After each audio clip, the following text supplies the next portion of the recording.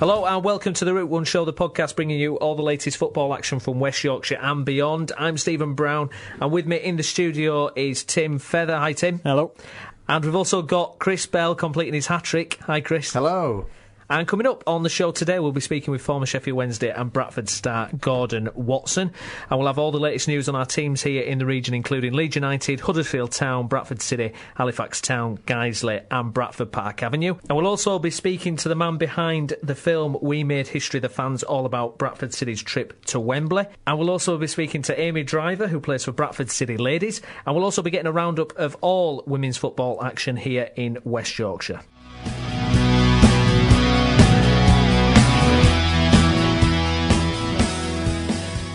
OK, well, I'm delighted to say we've got a guest on the line now. It's ex-Sheffield Wednesday and Bradford City star. It's Gordon Watson. Hi, Gordon.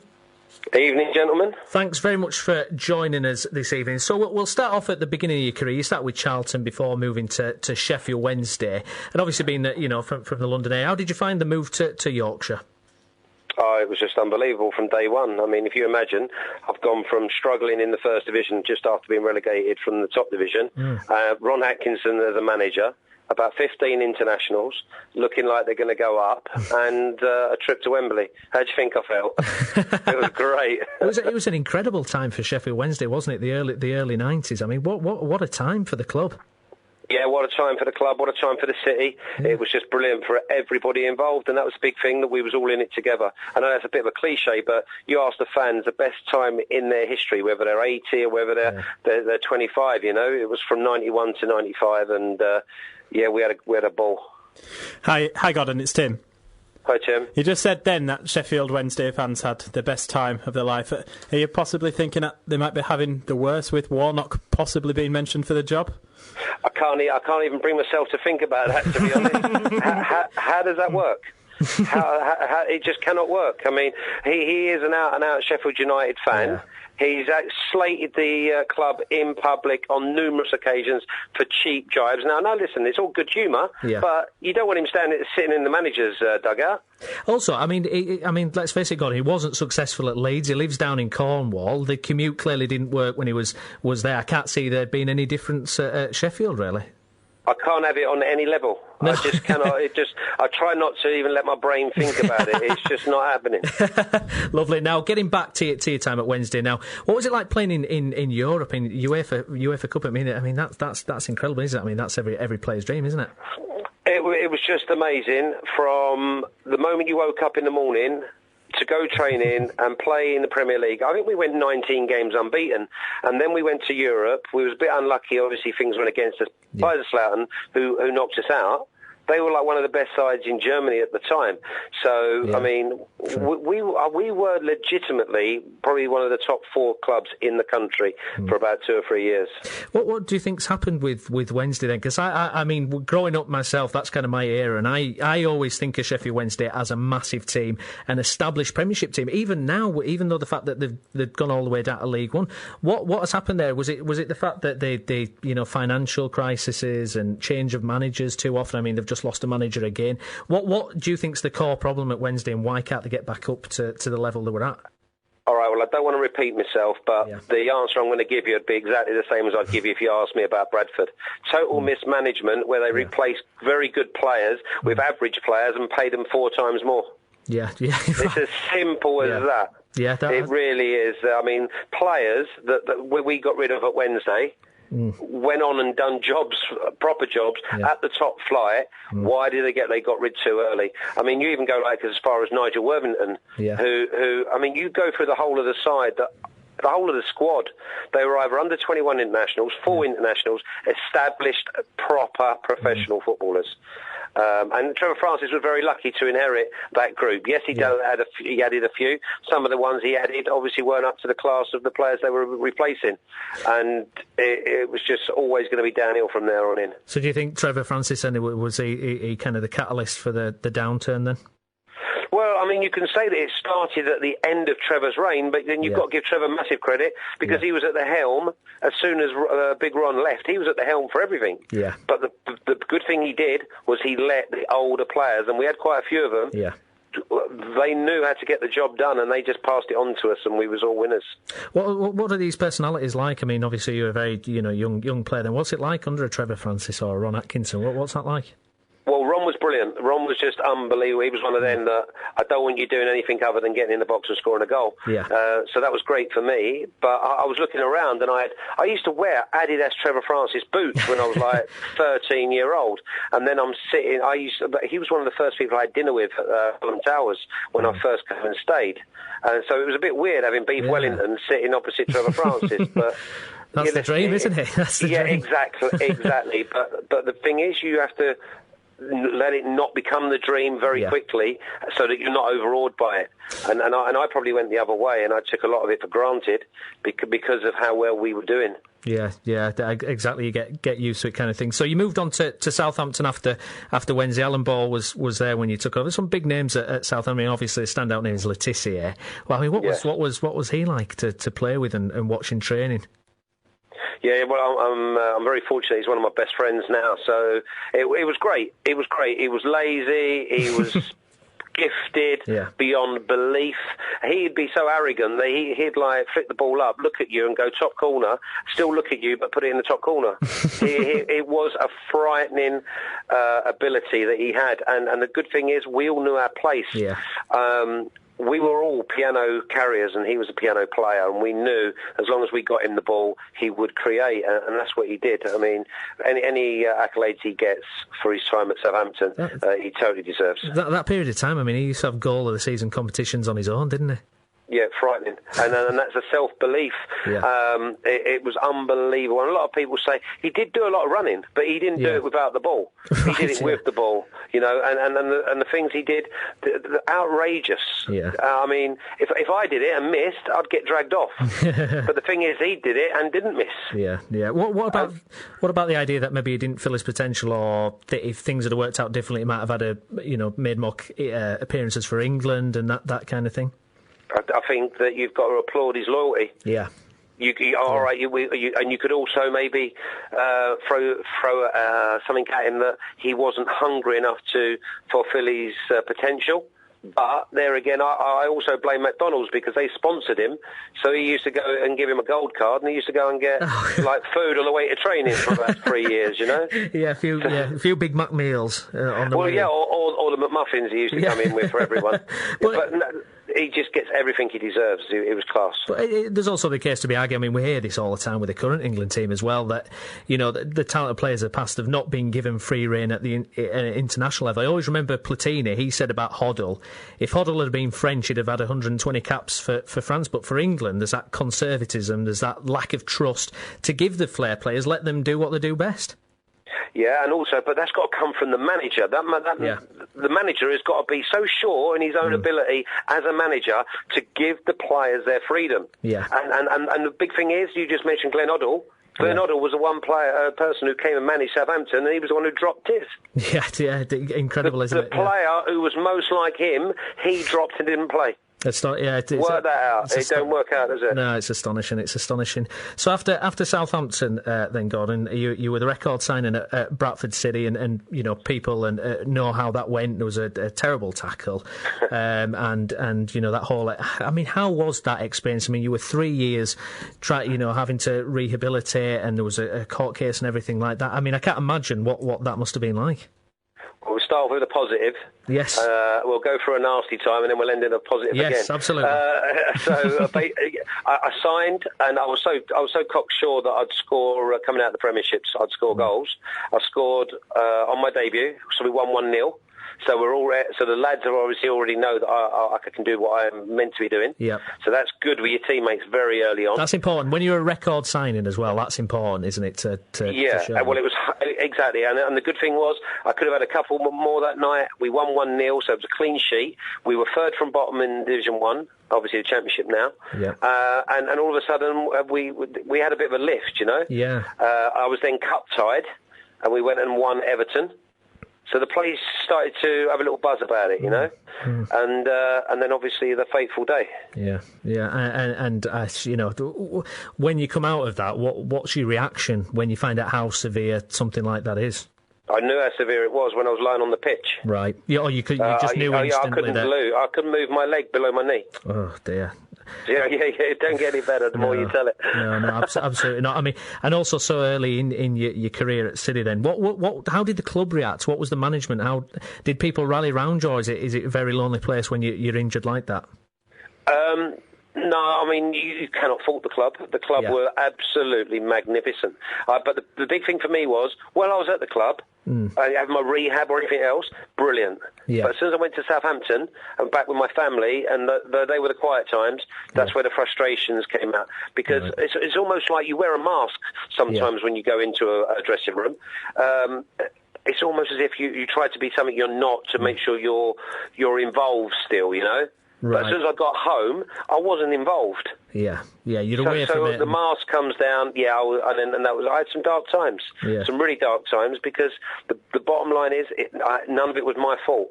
No, well, absolutely, and you know, it was a landmark case, wasn't it, in the court, and the compensation. But like you say, we'll end on a positive there. You battled through to recovery. Now, an interesting thing that I read about, and a couple of fans noted when we said we were going to be talking to you tonight, is that you declined. Is it correct that you declined a contract extension at Bradford City when you got fit again? Yeah, at the end of the season, I obviously... Is this 99? Is this about... 99. Just right on the back of euphoria of us getting promoted to the Premiership, which I don't care. Every single Bradford City fan will be in dreamland. Yes. That team, although good enough, weren't expected. Yeah. I mean, listen, some people would have put daft bets on at 33-1 or so, but no one seriously gave us a prayer. No. And we were totally deserving of that. So there was euphoria around the club. I mean, the club almost felt a little bit like Sheffield Wednesday did in the heyday of 91 and 95. The place was buzzing on and off.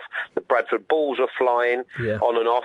So everything in the city was going great. I went to speak to the chairman with my agent, and basically what the chairman put to me was not quite feasible in a sane man's mind. So I said, no, you keep your money, I'll keep mine. And I went home, and then I thought I had the dignity to really say that the reason I was not signing it is because I wasn't fit enough. But that was just to look after the club's PR, really. My own decision. When you say what the chairman offered, what do you mean? What specifically was it that he was putting on the plate there? Well, basically, he wanted me to purchase my own contract. Purchase your own contract? So basically, I'd give the club money. Remember, this is on the back of my my court case. Right, of course, yep. So I was to give the club money as a thank you, as in because obviously they lost out financially because they sued Huddersfield Town as well, but didn't win. Right. So I was to compensate them, and on the back of that, he would then give me a contract that was something like 50% worse than I was already on. Wow, that's so basically, I was offered the chance to pay to play for Bradford City on the back of promotion. I know. Obviously, you turned that down, and I just told you what I said. Yeah, absolutely. You keep your money, and I'll keep mine. Yeah, absolutely. So after Bradford City, then you had a stay at Bournemouth, but then you went to Hartlepool, and what an incredible time at Hartlepool. I mean, you were the top scorer in the 01-02 season. I mean, did you ever think that you would get to that level to kind of achieve something like that? Did you? It weren't no level though, was it? Well, but it's still the bottom league. Yeah, but that's still incredible after everything that you've been through. No, not really. I mean, when I went to Bournemouth, it was on the back of having £1 million in my pocket, and I played at it. I didn't. Listen, when I was at Bournemouth, I didn't get paid. I actually paid all my own expenses, and I just wanted to earn the right to get back in and have a contract. But that didn't work out. I got a couple of injuries, and so then what I did is I took about a year and a half out and just trained every day. Right. Got myself really fit. I trained with Portsmouth. I trained with Southampton.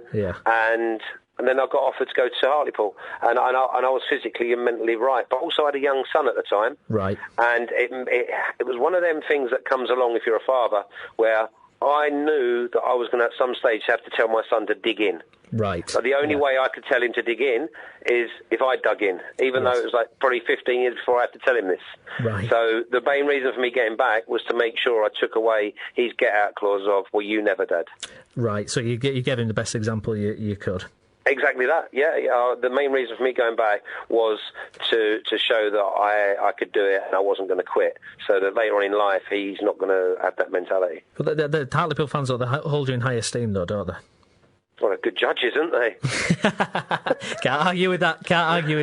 Well, listen, we had great times. Again, when I went there, we were third from bottom. We were doing really well, but they didn't have no one to score. And I've said this many a time. I was just a cherry on a really good cake at that level.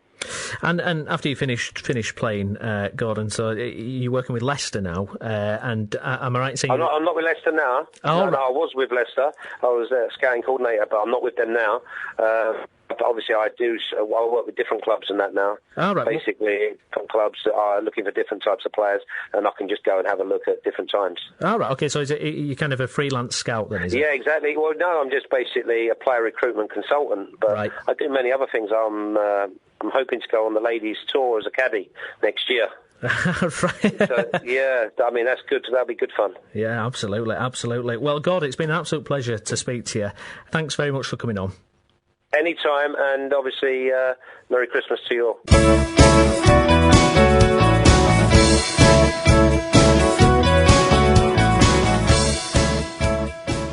Okay, a bit of a change of pace now here on the Route 1 show, because we're going to look at a film that's coming out this week. It's had its premiere on Monday.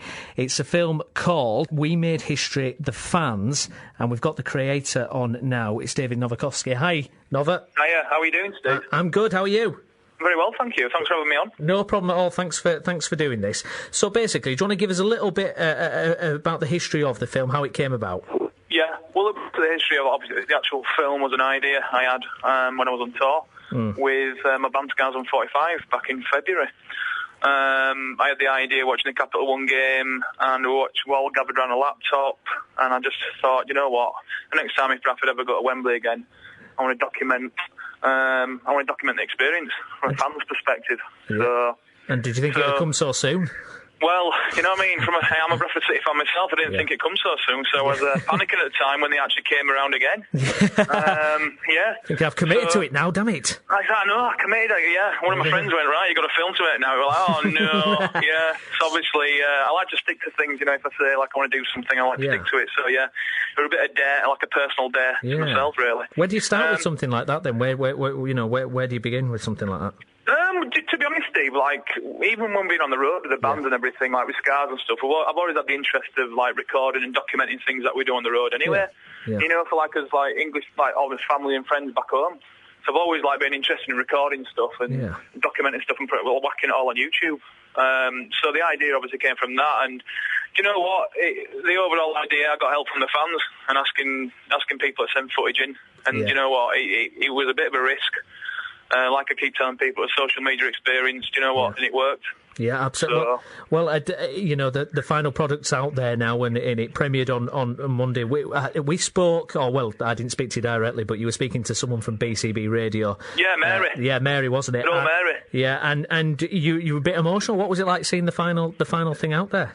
Well, it was emotional. I mean, I think she spoke to me directly after, as soon as the showing, and it was I don't know, a proud moment, not just from Bradford City point of view, from like a fan's point of view, myself and also Bradfordian. It's great for the city, it's great for the fans, and I just hope people go down and just give it a chance and go see it as well. Absolutely. When is it on? Do you want to tell us some of the times that it's showing? When can people see this? The first public showing tomorrow at 5:40 before the film Nebraska.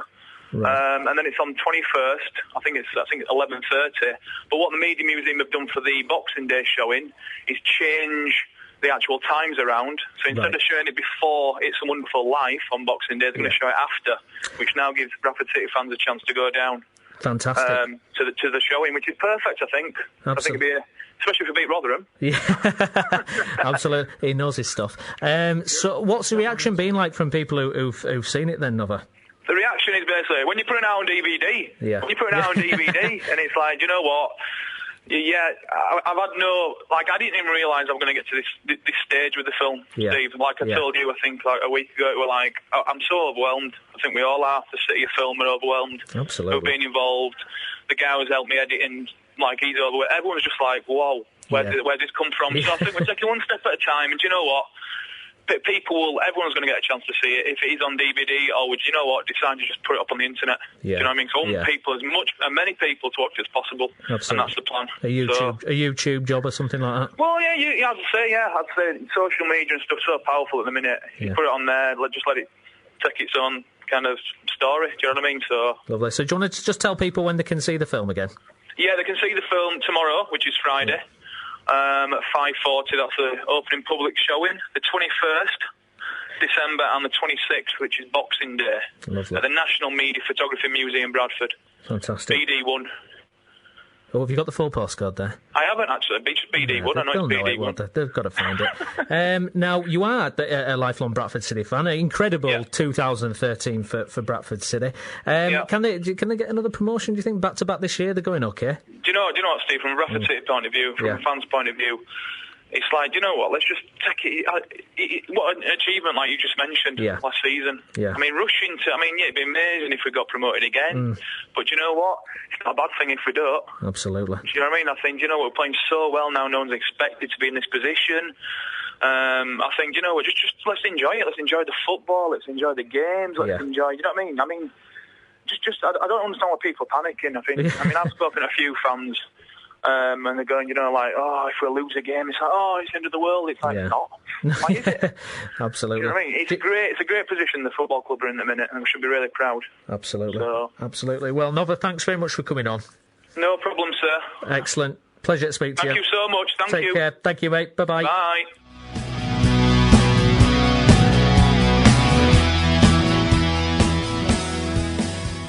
Right, we're going to have a look at Huddersfield Town now, and joining us on the line now is the Huddersfield Examiner's Doug Thompson. Hi, Doug. Hiya, how are you doing? I'm good, thank you. Thanks for coming on. So that international break, well, it did Huddersfield very good, didn't it? A couple of back-to-back wins there. Well, 3 wins on the spin now. What a turnaround. Yeah, amazing, really, yeah. I mean, you sort of look back on it and think perhaps, the Birmingham performance, which is always, obviously very disappointing, it sort of galvanised them, really, and, it was a bit of a shock to the system, perhaps. Not losing to Birmingham, because, as we've said, often, the Championship is very up and down, but just the manner of the performance, it was quite out of character from the other ones that they've had this season. But they certainly come out of the international break with a real vengeance, like you say, three successive wins, which, can't do any better. No, absolutely not. Sheffield Wednesday, Burnley, what a team to beat as well. I know they've been on a bit of a drawing run, but still, what a fantastic win that was. Yeah, I think we said last week, didn't we, that you'd imagine by the law of averages that Burnley would lose eventually. Happily it was last Saturday, but it was a really good Town performance. They dominated the first half, I thought, and didn't get the sort of reward they deserved in terms of goals in the first half, but things came good in the second half. They got a bit of a stroke of luck with the penalty, which certainly appeared to be outside the box. But you take those little strokes of luck sometimes, don't you? Because occasionally they go against you. So yeah, probably a bit of deserved luck as well in it for how they've been playing. Yeah, certainly. Like I say, they dominated the first half. Really, they had some decent chances and couldn't score. And you start to think, you really want to be coming away with a goal by half time. So to get 2 in such close succession, really not the stuffing out of Burnley. But a good side, Burnley. They came back and they had a real go and got the goal back. Luckily, Town hung on. Absolutely. What did you make of the Bolton game? Yeah, a different kind of game, really. Bolton were very much on top in the first half. Alex Smithies kept Town in it with a couple of really good saves. Yeah. Second half, it got going again. Bolton didn't get going, really. They couldn't find the same fluency. Town did change their formation, towards the tail end of the first half. They went from sort of 5 at the back to 4 at the back, and took more of a grip in midfield. I think that was quite telling, really.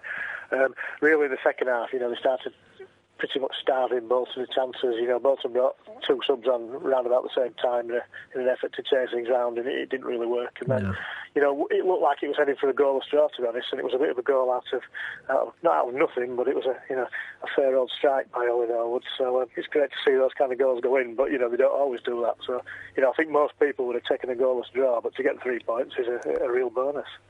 Hi, Doug. It's Tim. Hi, Tim. I was. Well, I'm going to say I was unfortunate enough to see Bolton on Saturday against Middlesbrough, and they just didn't seem that much of an inspired side, to be honest. It's just, they had good movement going into the final third, but then once they got into the area in the final third, they struggled to actually produce anything, really. Was it very similar last night, or on Tuesday night, or was it just was there a bit more to the game? bit more open. Certainly in the first half, Bolton had far more of it and looked quite dangerous, really. They struggled to get Jermaine Beckford into the game. I mean, Town had obviously done the homework. I mean, they know all about Beckford, what he's like, how he plays, and perhaps that was quite telling. That they managed to sort of snuff out any real chances for him. The one chance he did get near the end, he put wide, which is Jermaine all over, isn't it? Sometimes they fly in, other times they're well off target. So I think Town have done the homework quite well, and certainly this season, Town's defensive results have been a lot better. They're not conceding nearly as many goals. But like you say with Bolton, yeah, you do get the feeling that things aren't quite right there. It was a very subdued atmosphere amongst their fans, even in the first half when they were attacking. And Dougie Freedman, I'd like it to work out because I think he's a good bloke and he's a decent manager. He did a good job at Palace, but you just get the feeling that it's not all right really at Bolton at the moment. No, definitely not. Now Huddersfield have signed Man City player Harry Bunn on loan until the 6th of January. Do we know much about Harry Bunn? We know he's the son of the coach Frankie Bunn at Huddersfield, but do we know anything of him as a player? No, I mean, he was quite highly thought of when he was at Man City. Well, he still is at Man City, so, he is highly thought of. Yeah. He had a bad knee injury, which he sustained in a loan period at Crewe at the start of last season. So he's been out for a fair while. He's kind of working his way back in, really. Obviously, at a club like Man City, chances are few and far between. For somebody to come through the youth system there, you've got to be exceptionally good, haven't you? Absolutely. He's been at Sheffield United and didn't really get an awful lot of a look in at Sheffield United. No. I think, obviously Town have got the connection with Frankie Bunn being there and really just wanted to have a look at him. Man City has been a fairly fruitful sort of recruiting ground over the years for other clubs. Absolutely. And I think they just want to have a close look. Obviously, Frankie, persuaded him that Town's a good place to be. And you never know. I think, at this stage, it's very much, he's in the development squad and no more than that. But, chances arise sometimes, aren't they? That's it. And finally, Doug, it's Ipswich Town up next. They're going pretty well. Mick McCarthy's he's doing the Mick McCarthy thing. He's got a competitive team there. They're up to 9th in the league. Couple of wins back to back. How do you see that one going? Yeah, I mean, it's a real tough test. Two teams that are in good form, and Town seldom get anything from Ipswich. I think I've only seen them win once there over the years, and I've been quite a few times. A different kind of Ipswich team to the ones that we've been used to. They used to be a sort of fairly, pure footballing sort of side, and Mick McCarthy's teams aren't normally exactly like that. But, he's doing something right. He's certainly got a magic formula, in terms of creating a good, strong, solid team. But, they're right up there challenging, in a way, a bit like Town. They flirted with relegation last season.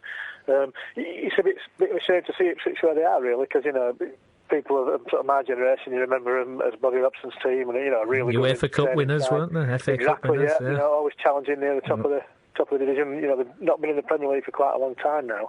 But a really good, sort of solid, well-run club, and I think a kind of club that Town could aspire to be like, really. To well established in the Championship and perhaps have the odd tilt at getting into the Premier League. Fantastic, Doug. Thanks very much for joining us.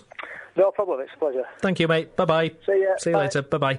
There we go. That's the Huddersfield Examiner's Doug Thompson. Huddersfield Town against Ipswich, fellas. I've gone for a draw 1-1 with that. I think two forms in on it. What do you make of it? They drew both fixtures last year, home and away, with Ipswich. I've gone for the same again. I've gone for a 1-1 draw. Yeah, I've gone 1-1. What do you reckon, Chris? I'm going to go. I think Huddersfield could sneak this. I'm going to be optimistic. I'm Mr. Optimistic for the night, you can tell. I'm going to go for a 2-1 Huddersfield win. 2-1 Huddersfield win, right. Well, we'll wait and see.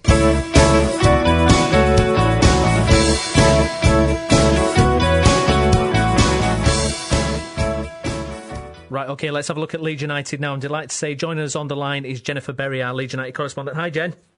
Hi, you all right? I'm good, thank you. So we'll start with the weekend's result. Disappointing loss to Blackburn after the winning streak. Didn't quite turn up for the game, did they? What did you make of it?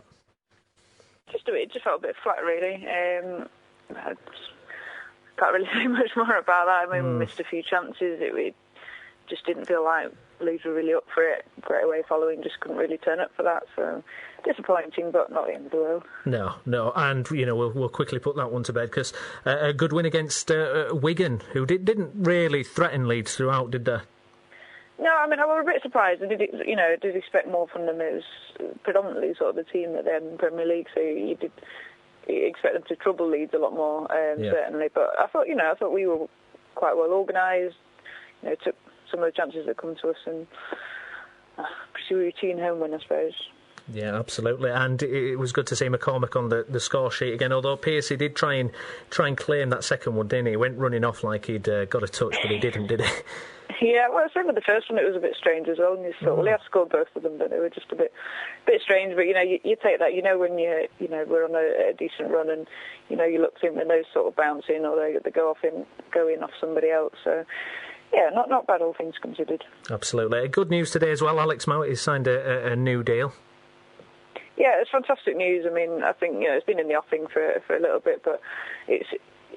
In days gone by, you knew players' contracts were sort of up, and there were ones that were, other people were aware of, and you worry about other clubs coming in. So it's great to see that the club have actually taken the step to tie him down long term. So yeah, it was interesting because I've heard people say he's probably the most talented one to come through since Delph, and obviously Delph, he scored an absolute belter for Villa the other night, and it's bittersweet when you see an ex-player, especially an academy player, come through and doing the goods for someone else. But hopefully, if Leeds can progress, you think Mowat is here for the long term? Yeah, I mean, you certainly hope so. I mean, he's got an extremely bright future ahead of him. If you think, he's so young, but he just looks so confident. Needs a bit of a right peg, but no, he just seems really confident. His passing, his positionally, he's sort of he's getting there, but. He just seems at home, with Austin and sort of Murphy alongside him. I know they've not sort of pulled up any trees, but some of the passes that he was pinging around last night were just absolutely fantastic, and his tackling as well, he was right on point. So hopefully he'll be long term.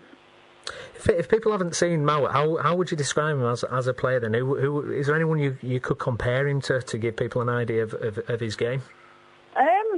I suppose Delph is probably the nearest comparison in terms of recent times. I mean, he's got a very strong left foot. He is very left-footed, but he's got a really good eye for a pass. He likes to tackle. He likes to get involved. He moves around a lot. He's got a good positional sense in terms of defending. Sometimes he's a little bit naive with his positioning, but he's always willing to chase back. He just seems very confident considering his age, and like I say, some of his passing is absolutely fantastic. Yeah, no, absolutely. And up next it's Watford. Bit of second season syndrome for Zola there. They've not won in a few, and they've dropped down to 12th. How do you see that one going, Jen? I think we're bringing it at home. Obviously, we've got a decent run going at home. I think that's like 5 or 6 wins on the spin at home. I'd be reasonably confident off the back of that. I think, it'll probably be a good crowd. I'd put that Leeds down for a home win, and it's weird this season. I mean, I'm strangely sort of confident. I'm an eternal pessimist, really, so I'd always sort of think, Watford, they're a good team, got extremely confident in the passing, and they can keep a lot of possession. And I think sometimes, especially at Ellen Road, if the crowd sort of get a bit edgy and they can't get a foot in, sometimes it might go the other way. But no, I'm more confident after the last couple of weeks, so I'd go for a home win. Yeah, to go for a home win. Lovely. Jen, thanks very much for coming on. No worries. Take care. See you later. Bye-bye. Cheers. Bye. Bye-bye. Bye-bye. Bye-bye. All right, fellas, so we've heard there from Jen. Chris, overall Leeds going really well at the minute. A bit of a blip against Blackburn. It was a poor game, for the run that they were in, but generally speaking they're doing all right, and they're coming up against a Watford team that are doing particularly well. Another home banker for Leeds? You'd think so. As I said, Watford seem to be struggling somewhat. I mean, it's funny, obviously, last season they were flying, weren't they, Watford? They had all those players that were in on loan from various European clubs. This season, to get around the rule change, they've just effectively signed them all, basically. So you'd think, the same squad should do, relatively well. There isn't a transition period for Watford. But maybe they've been found out. That could be the thing. You start to think that maybe things aren't quite working out for Zola. He's been found out, and he's lacking a plan B, basically. Yeah. As we say, Leeds doing very well at the moment. Not a great deal to be too downbeat about, really, which for Leeds fans is quite unusual, I think, in recent years, isn't it, Steve? So. Well, like Jen said, we were a pessimistic bunch. We expect disappointment, but it's been going well at the moment. Tim, what do you make of that Leeds-Watford this weekend? Well, for me, it's Watford last year, and to be honest, at the start of this season, they couldn't stop scoring. I mean, they were hammering teams 4 or 5-0, and the last day against Leicester as well, and they hadn't scored in the past 3 games, and in those games it were Bolton, Yeovil, and admittedly Burnley away is a tough place to go for any team to score, but they're on a bit of a downward spiral themselves. My only worry for Leeds at the moment is, I'm going to be pessimistic, is the over-reliance a little bit on McCormack. And if McCormack gets injured or something else happens, I mean, you've seen what's happened over at Halifax with Lee Gregory, you saw what happened at Bradford City with Naki Wells, and even Huddersfield with Vaughan, James Vaughan. That'd be different. Another sport. He's in Australia, isn't he? I don't know. Yeah. No wonder they're without him. No, but I mean, like, you lose your scorers, and everything then starts to go downhill. Yeah. And, maybe they just need to, in January, maybe that's something they need to address. Yeah. Good. So if I could get a score, then I've gone 1-0 Leeds. I think it'll be a close one. I'll be more optimistic than that. I'll go 2-0 Leeds. 2-0 Leeds. Tim? I'm with this man right here on my left. I'm gone 2-0 as well. Lovely. Thank you, fellas.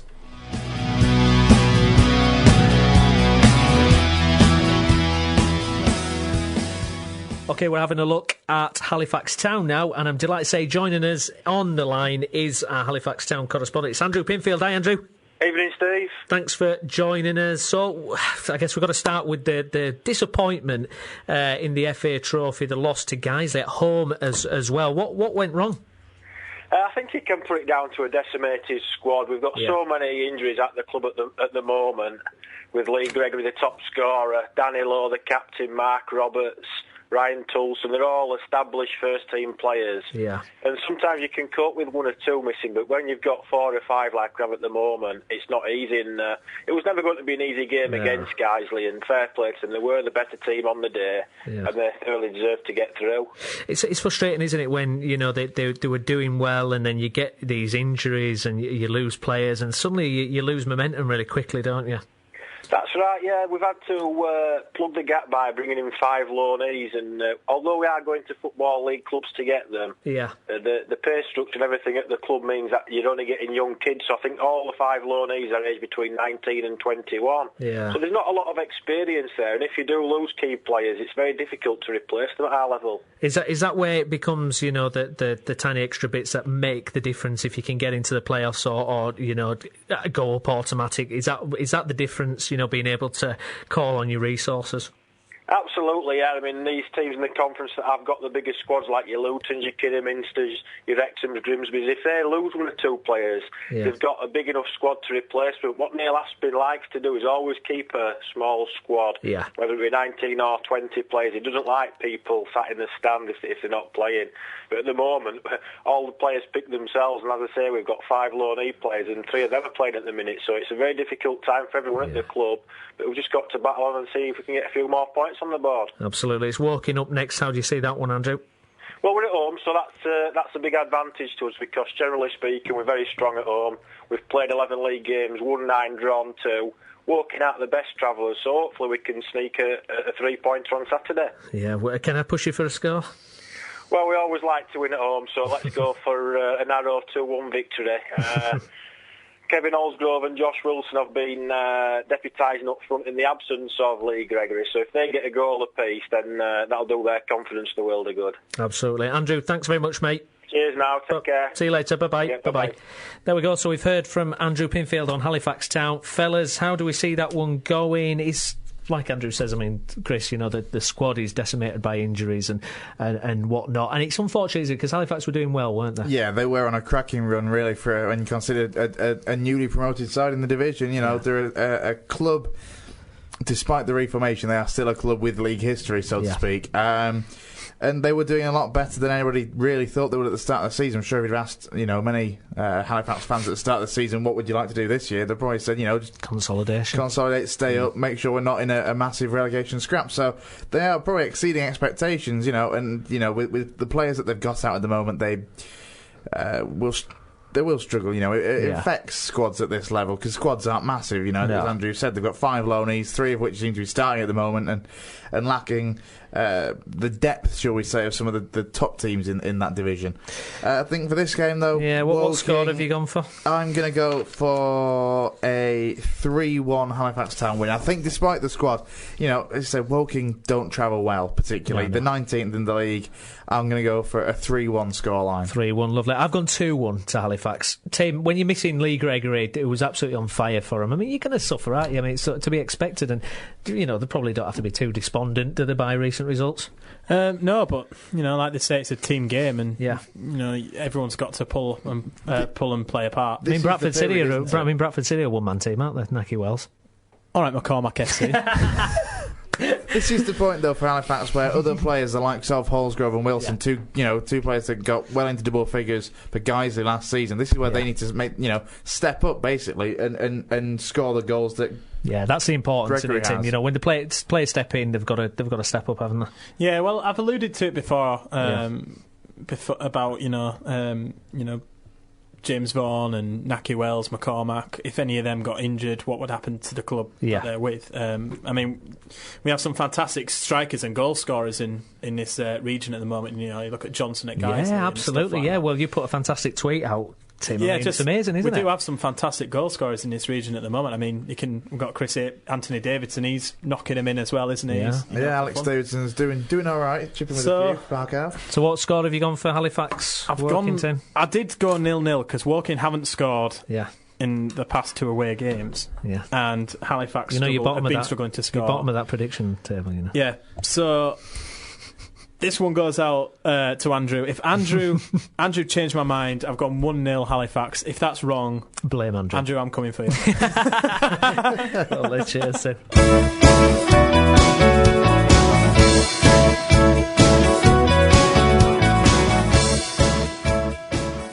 Right, we're having a look at Guiseley now, and I'd like to say that joining us on the line is our very own man of mystery. It's Colin Robertson. Hi, Colin. Hi, Steve. I'm a man of mystery. We're going to have a theme tune for you next week, by the way. Oh, what would that be? You'll have to wait and see. Not the theme from Kojak. No, it's Curb Your Enthusiasm. No, it's something far more exciting, but all will be revealed next week, I think. So, Colin, we'll start with that brilliant win at the weekend against Halifax Town in the FA Trophy. What an incredible run Guiseley were on. I mean, we spoke to Mark Bauer last week, and it's just continued, hasn't it? Yeah, unbelievable result, really. Absolutely, dream result for everyone at Guiseley, because especially after last season and Halifax, winning in the playoff semi-finals and beating us even in the County Cup final. Everything went Halifax's way in all those encounters. And when they came out of the hat, I just think there was a sense of, oh, no, not them again. And the likelihood was they were going to beat us because at the end of the day, they were a conference side, brilliant home record, and had every reason to think they would just turn Guiseley over. It's remarkable, isn't it? I mean, you think of how it started for Mark, and we touched on this with him last week, but now it's unbelievable. I mean, how well can Guiseley do this season? Well, I mean, it's been a transition, and it's also been a transition over a period of fixtures in which we played a lot of the top sides when Mark just took over.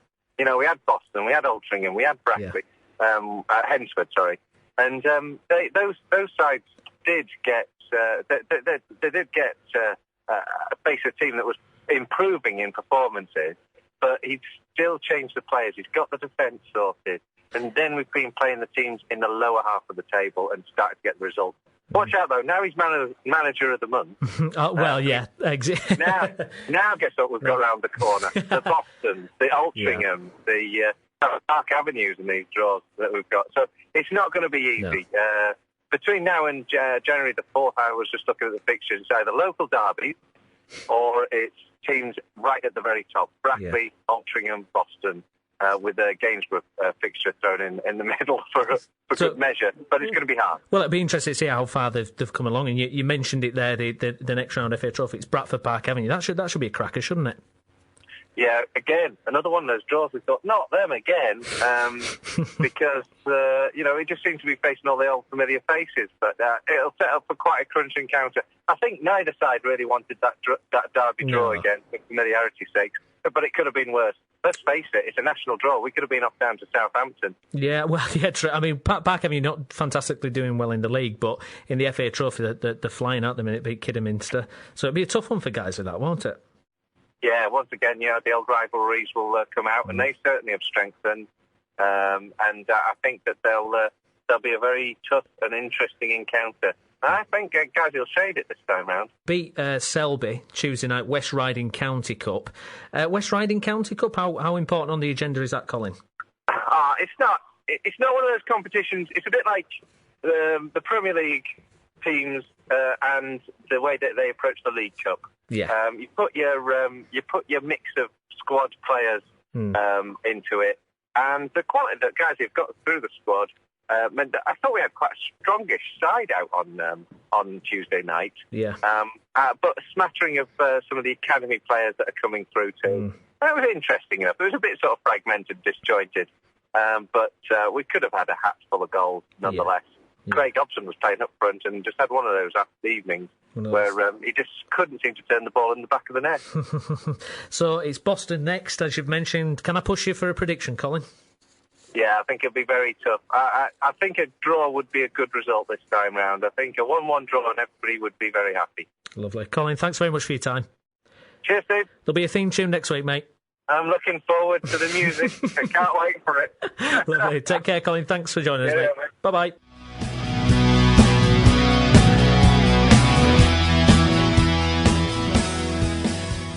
OK, so we're going to have a look at the Conference North now. Guiseley, well, what a fantastic run of form guys have been in. Chris, Mark Bauer, it's all sweet now, isn't it? Yeah, Manager of the Month award for him as well. And as you say, things have really turned around since his first 5-6 games where you just couldn't buy any luck or a point at all, really.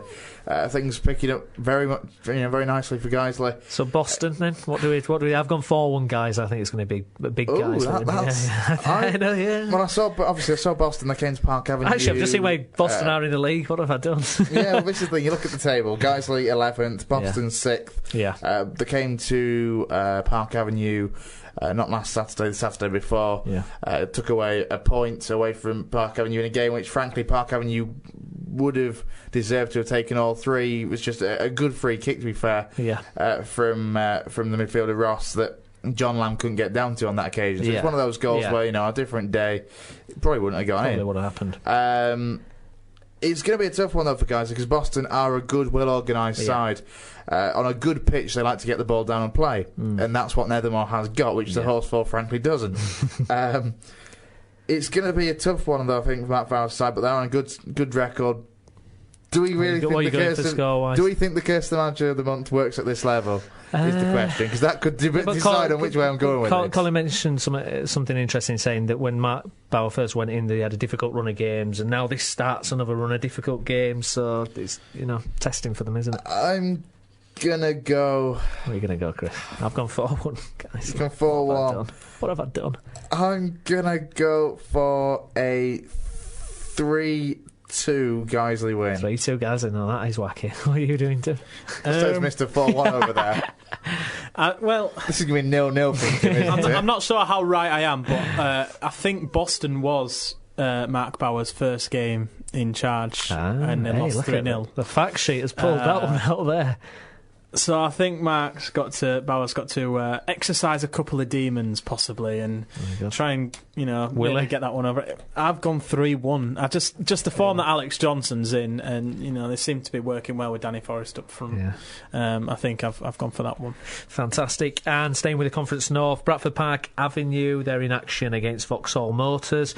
League form's dropped off a bit, Chris. Would you say? I mean, how have they been doing? I mean, you commentate on every match. I mean, for your money, I mean. Cup-wise, have done well, FA Trophy, but league-wise, what's going on there? The league really has just dropped away, hasn't it, in recent weeks? Yeah. I think, off the top of my head anyway, I think it's just one league win since, end of September, I think. That was the Gloucester, the 3-1 win against Gloucester. Things for Park Avenue in the league aren't going well at all. No. They are 9 points off the playoffs, I believe it is. They're only 10th, so they're not far off. This is the frustrating thing, perhaps. Really, is you look at the Park Avenue, you think 10th. Oh, there's a shot. There's a chance. They can't be far off. Yeah. But then you look at the fact that they're I think it's at least 8 points, 8 or 9 points off the playoff spot. There's a massive gap basically between 10th and 8th, and then that top 8 is very, very tight. I think there's only 5 or 6 points between them. So. Park Avenue have got to start, getting wins in the league. Yeah. They've got to start beating teams they should beat. For example, Vauxhall Motors on Saturday. They're having an unusually good season, shall we say, by Vauxhall standards. They're eighth, aren't they? Yeah. Eighth at the moment. I think they're in a bit of a false position because they have played more games than quite a few other teams. There's quite a few teams in there who have played 16, 17, and they've got that extra 3 points, possibly. You might argue. It is a fair point, and this is the thing. Vauxhall generally are a mid-table side. Yeah. They're in a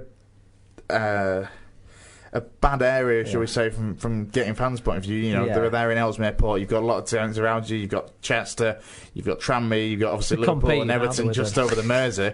They're competing for a fan base, and they have got a particularly small fan base. But this is a game that, as I say, Park Avenue need to win. Not only to prove to themselves, frankly, that they are going to be in this mix at the end of the season, they need to start pulling points out from somewhere to close this massive gap on the teams that are literally just above them. Yeah. It's going to be a hard one. What score have you gone for? I'm going to go for a 2-1 Park Avenue win. I think off the back, of course, of last week and the excellent win in the FA Trophy against Kidderminster, I was speaking to a guy called Steve Miller from BBC Hereford and Worcester after the game. Well, we spoke to him before the game actually, and he was saying how unfortunate Park Avenue were to have lost against Kidderminster in the FA Cup ties. He felt that it was the right result after the game, very much deserved really for all the hard work they're putting over the 3 games that they've played against Kidderminster. You look at that, one of the best sides in non-league football. Oh, it's incredible, wasn't it? They do like the big occasion, don't they? This is the thing, they step up against the bigger sides. And then, so what happens when you're playing Vauxhall? And then fall apart. Well, you're going 2-1. I'm going to go for a 2-1 Park Avenue. I think they've got to turn this around at some point and start. They need to prove to themselves, the supporters, frankly to everybody, including themselves, that they need to win these kind of games to get in that playoff hunt. Because no pressure there, then, Tim. This points gap, it's dangerous, isn't it? Absolutely. Tim, what score have you gone for, mate? I've gone 2-2. I've got 2-2.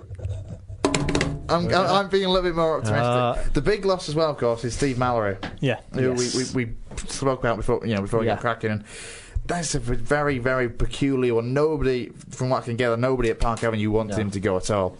It's frankly, he's gone for the money, which is very harsh, if anything, on John Deasy in particular, because it was him that found him a couple of leagues below. I think he was kicking around at Farsley for a while. I think he was playing even further down than that in Yorkshire Amateur League. And John Deasy's plucked him from nowhere effectively, giving him another chance. He's not particularly young, I think 26, 27 years old. So critical. He's given him another chance at the highest level that he's going to play out, you'd think, for the rest of his career. And he's just effectively turned his back on Park Avenue and the club that has given him this chance, and buggered off to Harrogate. I'm not quite sure if I was allowed to say that. That's fine. But, it's so harsh on Park Avenue. What is it with these players buggering off, Chris? I know what it is. He wants to go and play in the West Riding County Cup final. Well, maybe he just knows David Batty. But no, at the end of the day... I did not bring up David Batty in this podcast. Just quickly, return to that, though. Yeah. He's a massive loss for Park Avenue. They've not got a great deal of numbers in the squad to start with. He's been very impressive throughout his time at Park Avenue, whether he's been played at right back or centre back, which, if you ask Football Manager, is completely wrong position. According to FM, he's a right midfielder. Yeah, they need to get that sorted out. Who's the scout for them? But this is the thing, it's a massive loss from Park Avenue because they haven't got great numbers in the squad. They need to add an addition, in my book, at the back just to make up for the loss. Just to make up for the loss there. There we go, Park Avenue. So we'll wait and see what happens there, playing Vauxhall Motors at the weekend. Don't forget, you can hear that on BCB on Saturday. Nice plug.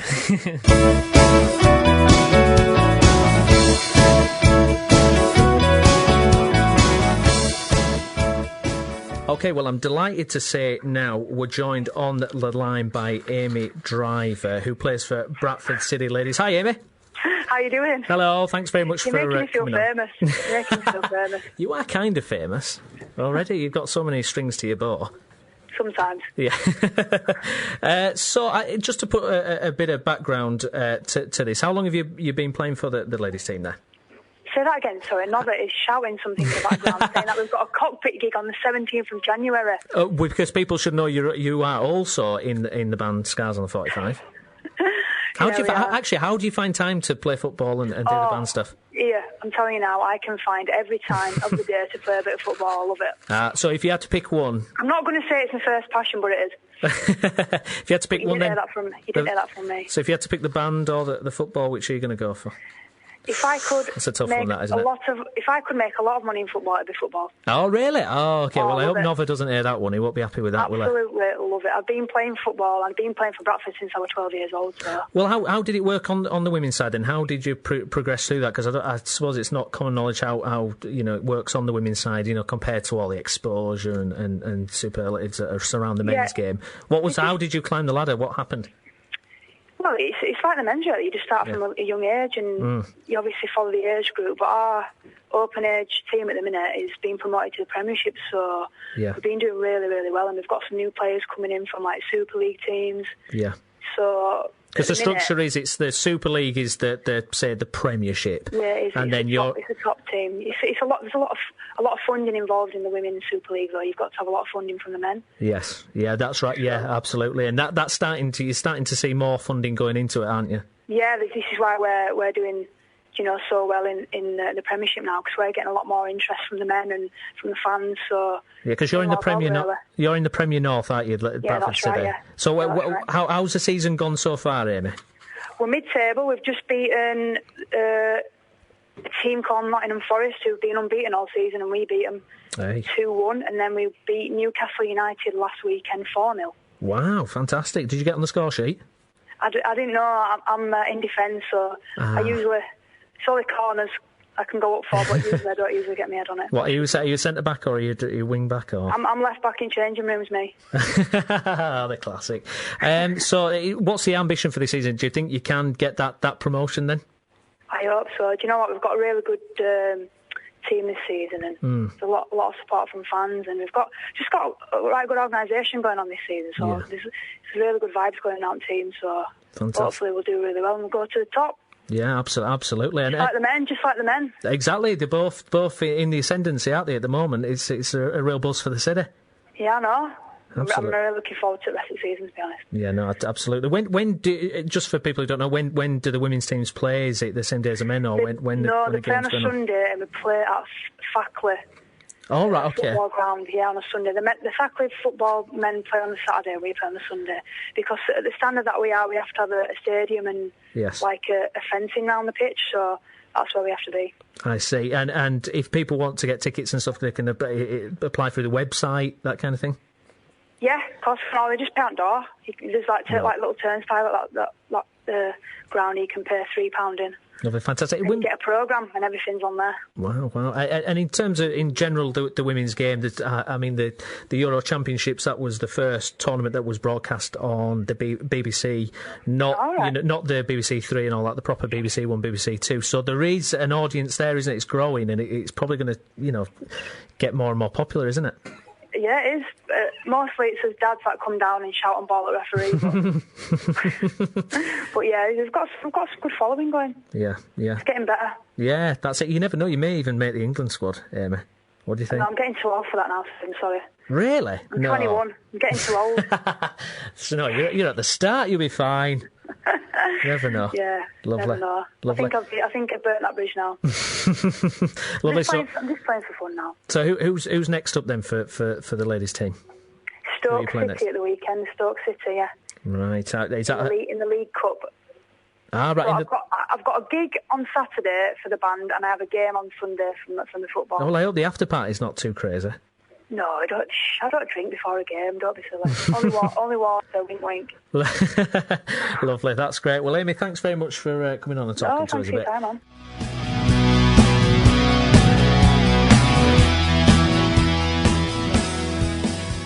OK, I'm delighted to say that joining us on the line now is our women's football correspondent, and it's Ash Creedon. Hi, Ash. Hi there. Thanks. Women's football, surely, not just one woman on her own.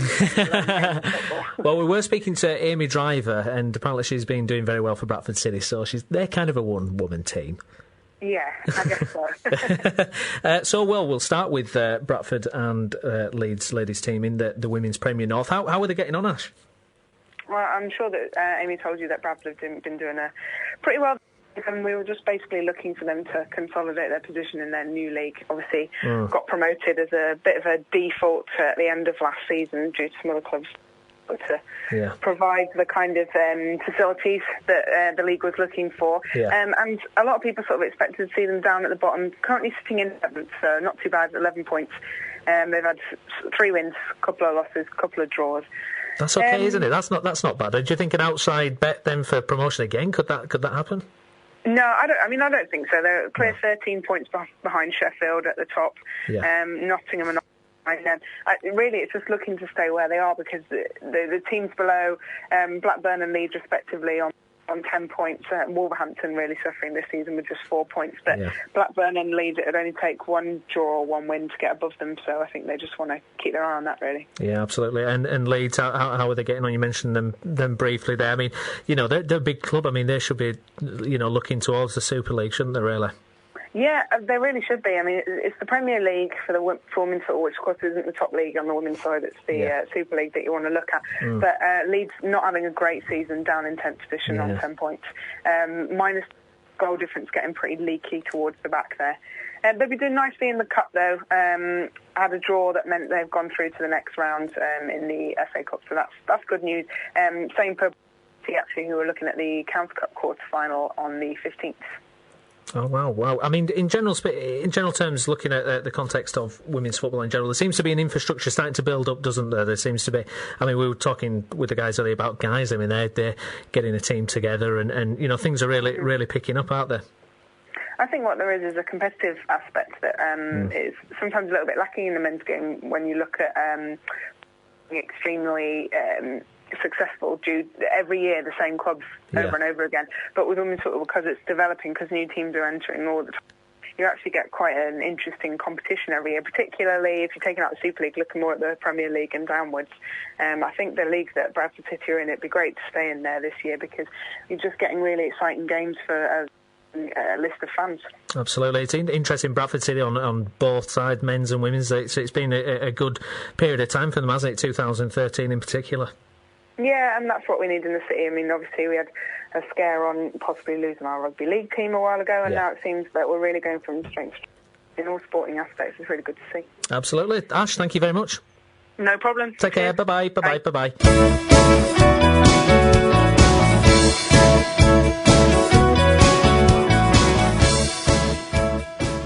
OK, so it's the World Cup draw Friday afternoon. Now, depending when you listen to this, it may have already happened or it may be about to happen, but we're going to talk about the draw. Are we saying that this could be complete and utter rubbish? Absolutely, yeah, basically. Or it could be spawn. We don't know. First of all, how excited are you for the World Cup draw? I actually... Very. I love it. I absolutely love that whole glitzy... Oh, no. I'm working till... What time's the draw? 4. I'm working at 5. How far do you have to travel? Literally minutes. Oh, you might then. Mind you, they do drag it out. They're going to drag it out. They'll be meeting, I think, Cannavaro and all the people at the start. Exactly. So hopefully there'll be an hour of build-up. Charlie Theron, she was there last time. It was like, what? Charlesy, is it Theron? Charlie's Theron. Charlie's Theron, there we go. Model or movie star? Yeah, movie star, yeah. As long as it don't cut into eggheads, I'm all right. It will be eggheads, I'm telling you. That's what they'll be doing. So, Tim, what about the World Cup draw? Does that excite you? It does, actually, yeah. I think that... Looking at the teams there, I think it's a different World Cup, isn't it? Some of the teams that are there, I mean, you've got Iran there, which will be exciting to watch. I mean, I know we had North Korea last time. And, if I remember rightly, some of their matches weren't shown because they lost. Yeah, second half against Portugal. And they're just, sorry, yes, we won. But no, I'm looking forward to it, and I think that England possibly have a bit of... I'm not going to say we're going to go on and win it. All I'm saying is that I think we do have a chance at getting... At least doing something respectable through the group stages, because I think a couple of what do you think? Chris is tapping his screen. What have you got there, Chris? Well, I found the rehearsals for the World Cup draw that were made. Is this the official rehearsals? The official rehearsal, the proper dress rehearsal where the England they got. I heard it on the radio when I was coming over, but I can't remember. The rehearsal group draw for England Spain was Spain. Yeah. the Ivory Coast, and South Korea. I don't think I fancy that. That's a tough group, a very tough group. One thing I was going to say briefly is, do we think international football is the last bastion of kind of fair play, in the sense that you can't buy the superstars, you can't, does it have that kind of how to describe that richness of the fact that someone can't just pour a load of money into it? It's true competition in that sense. Yeah, but because I get excited. I'm sure some Singapore betting syndicate would have something different to say about that. You heard it here first. Singapore betting syndicate going. I wonder what Delroy Face is doing at the moment. He's been doing fanatics, aren't Allegedly, yes. Before I get sued. Now, I sent the guys on Facebook a link to where you could simulate a World Cup draw. You could get to the quarter-final, and it just went, no, you can't simulate it anymore. But what groups did we get for England? Shall I tell you what groups I got for England? We can see what we've made of this. I got Colombia, very good. Rodriguez, Falcao, don't want them. But then Russia and Japan. That's an interesting group. Yeah, Colombia, actually. Russia, Japan, England. Quite a hard one, I think. Yeah, but quite an interesting doable. one, actually. Yeah, doable. I think it makes for some. I think, Frank, what was that? Colombia, Russia, Japan. Yeah, that makes for some more entertaining games than the group that I got. What did you get, Chris? I got Colombia, weirdly, Costa Rica, and Ghana. And that doesn't feel. I was like, that feels like the 2010 World Cup, doesn't it? Where it was just terrible, those group stages. What did you get, Tim? None of those games bode well. Come on, please tell me you've got a better group than this. My group, I actually looked at it going, I could see that happening. I could, I could rate that one and I'd enjoy it. We'd obviously start against Brazil with the hosts, which would be, we got 2-2 draw in the Maracanã. You got Brazil in this? You're sorry? You got Brazil in England's group? I did. Oof. So it was a couple of times after, and I did end up with Brazil, Algeria, and the USA. And I was like, no, not Algeria, USA again. No. You say that? Oh no, I got Algeria. That's a terrible 0-0. Even in Mike Bassett, that's a terrible 0-0. Bad. It's nice to hear your own fans boo you. Is that is that a phrase that we had? Yeah. Algeria. And then Costa Rica. That is a group I think England could get out of. Yeah, I want us to get in the group of death. What's the Germany or Argentina? Shall I tell you why? Because why not? We're not going to win it anyway. We might as well have some interesting games. We don't want some boring group games and limp to Colombia, Costa Rica, and Ghana. Yeah, then limp to a quarter-final exit or second round. Let's have some interesting group games. Let's really get tested and just say, what's the point? All this talk about England could end up in a really bad group. Good. Let's see some interesting games. Exactly. Let's get Brazil, Spain, and Germany. Let's go for it. That can't happen. But I'm trying to work out in my head now. In fact, I'm quickly tapping away now. You keep talking. I'll try and find the groups. that could not happen. But that's what I would like to see. So in terms of who if you have to have a guess, who you think is going to win the whole thing, who do you see winning it, Tim? Who do you see? What final do you see it, and who's going to win it? I actually think Spain have been found out. I think there's an antidote to their football now. Yeah. It's called the Swiss. Because they beat them in the last World Cup, didn't they? They were the only team to go unbeaten. Yes, and Brazil did it to them in the Confederations Cup. I'd like to say Brazil, but I actually think the Germans can do it. I see a Germany-Brazil final, definitely. I definitely see the Germany-Brazil final. What about yourself, Chris? That would be a cracking game as well. Be better than the 2002 one. That was a shocker, wasn't it? Brazil were all over it, weren't they? That's true. I quite like to see Holland have a good tournament. Yeah, they've got to get a bit of redemption, haven't they, for this? Pot as us. Well, they need a bit of redemption for 2010, don't they? They did play the poor final, didn't they? Yeah, it wasn't great at all, was it? I quite like to see something like what about Belgium? They for me are a pretty. Is it a semi-final? I'd stick a fiver on that. Yeah, because they've got such a formidable squad now, which nobody saw coming. Quite frankly, for like 5 or 6 years ago, when people were saying, who's going to have a shout for the 2014 World Cup, nobody in a million years would have thought, Belgium. No. But you look at the players they've produced over the last few years and that have come through. Phenomenal squad. That is a team that I will be putting a fiver on, actually. It's an outside bet. Colombia as well. Colombia got some cracking players, haven't they? Yeah, they have, yeah. But there's also possibly... did you manage to get it, Chris? I've got the pots up. So do we want to go through the pots very quickly? Yes. Should we do this? Right, the pot 1, this is the top 8 seeds. Yeah. Brazil, Spain, Argentina, Belgium, Colombia, Germany, Switzerland and Uruguay. Switzerland? I quite fancy them. If we out of the top seeds, that'd be a special game for Roy Hodgson, wouldn't it? Oh, it would. Yeah. He took Switzerland to, what was it, second round in 94? The furthest they've been for... Yeah, it's a bit of a Swiss legend, isn't it? So it would be quite nice, actually. It wouldn't... it would be nice. On paper, it's the easiest team in pot 1, without a doubt. Absolutely. You look at pot 2, Ivory Coast, Ghana, Algeria, Nigeria, Cameroon, Chile and Ecuador. Some tough teams in there. Chile. Wouldn't want to see Chile again, quite frankly. The rest, I'm not too fussed about the rest, though. I just don't want it to be Algeria. Yeah. I just don't want to... No, can't watch another Algeria-England game, no. Somebody that'd be quite interesting, I think, in that will be like Nigeria or Cameroon, perhaps. Yeah, absolutely. Pot 3, Japan, Iran, South Korea, Australia, the United States, Mexico, Costa Rica and Honduras. Right. I'd like Iran. I think that'd be funny. Yeah, that'd be good. I quite like Japan. I like Japan. I'm a big fan of... Yeah. What was the player? Do you remember the Japanese player? And he played for... Honda. No, he played in Serie A. And he played for... He was a South Korean, and he played in the World Cup in 2006, was it? And he knocked Italy out of it. There's him, but no, there's another one. What's his name? Nagasaki or something, I can't remember. Anyway, is anyone listening who knows who that was, get in touch. Tweet us at the Route 1 Show. Yeah, tweet us at the Route 1 Show. So, pot 4. Pot 3, out of that, who would you fancy? I quite like Japan. For me, so far, I quite like Switzerland, Nigeria and Japan. Right. I would like Japan. That would be it. I'd like Iran. I don't know why. I just Argentina. I just want to play a team that's happy to be there, because we never get them teams. We never get a team that's just like, yes, we made it. Finally, we've lost 8-0. It's fine. Pot 4, we can't draw any of these, thankfully, which is a good thing, because in pot 4 is Bosnia and Herzegovina, Croatia, England, Greece, Italy, Holland, Portugal, Russia, France.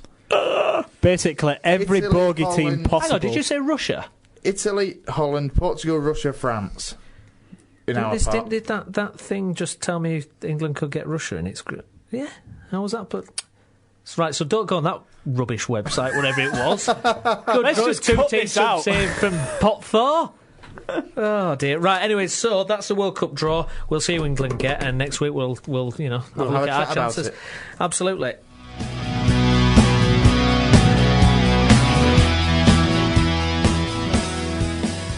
Now, looking at this weekend's Premiership games, well, we have to start with last night's. There was some great games last night, wasn't there? Can we not look at last night's results, please? Well, we can start with the weekend. Can we start with yes, start with the weekend. Right, so what an incredible night of football it was Wednesday night. It was one of those, wasn't it? Yes. There's few things better in life than a midweek match of a day.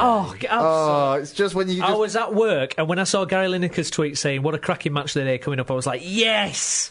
Come on. It's brilliant. Just if you've had a long, rubbish day at work, absolutely, you can look forward to a midweek match of a day with a nice chilled beer and relax. And it was just fantastic. It's the pundits that they have in there. They must look through them all, and they get further down the list, and they get to Robbie Fowler. Oh, come on. That was the strike force that was in the Match of the Day studio last night was incredible. Lineker, Fowler, Shearer. 100 England goals between them. Yeah, remarkable. So let's talk about the some of the astounding results. We have to start with Luis Suarez quadruple. Have you ever seen a better? Well, for sort of hat trick, certainly I haven't seen a better quadruple, but.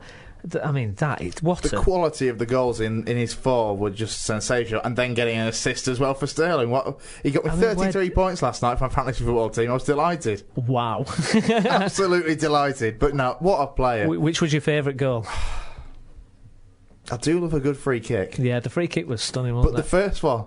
They're all brilliant. They're just so good. It's just, where do you start? I tried looking at it, as what could Norwich have possibly done on that first one, and all I could come up with was don't give him that much space. That's all I could have done. But then he'd just taken it past him. I tweeted this. I don't know who it was. There was a guy in midfield, and he did, for Suarez's first goal, he made an attempt to kick it, completely missed it, and every single goal this player was just.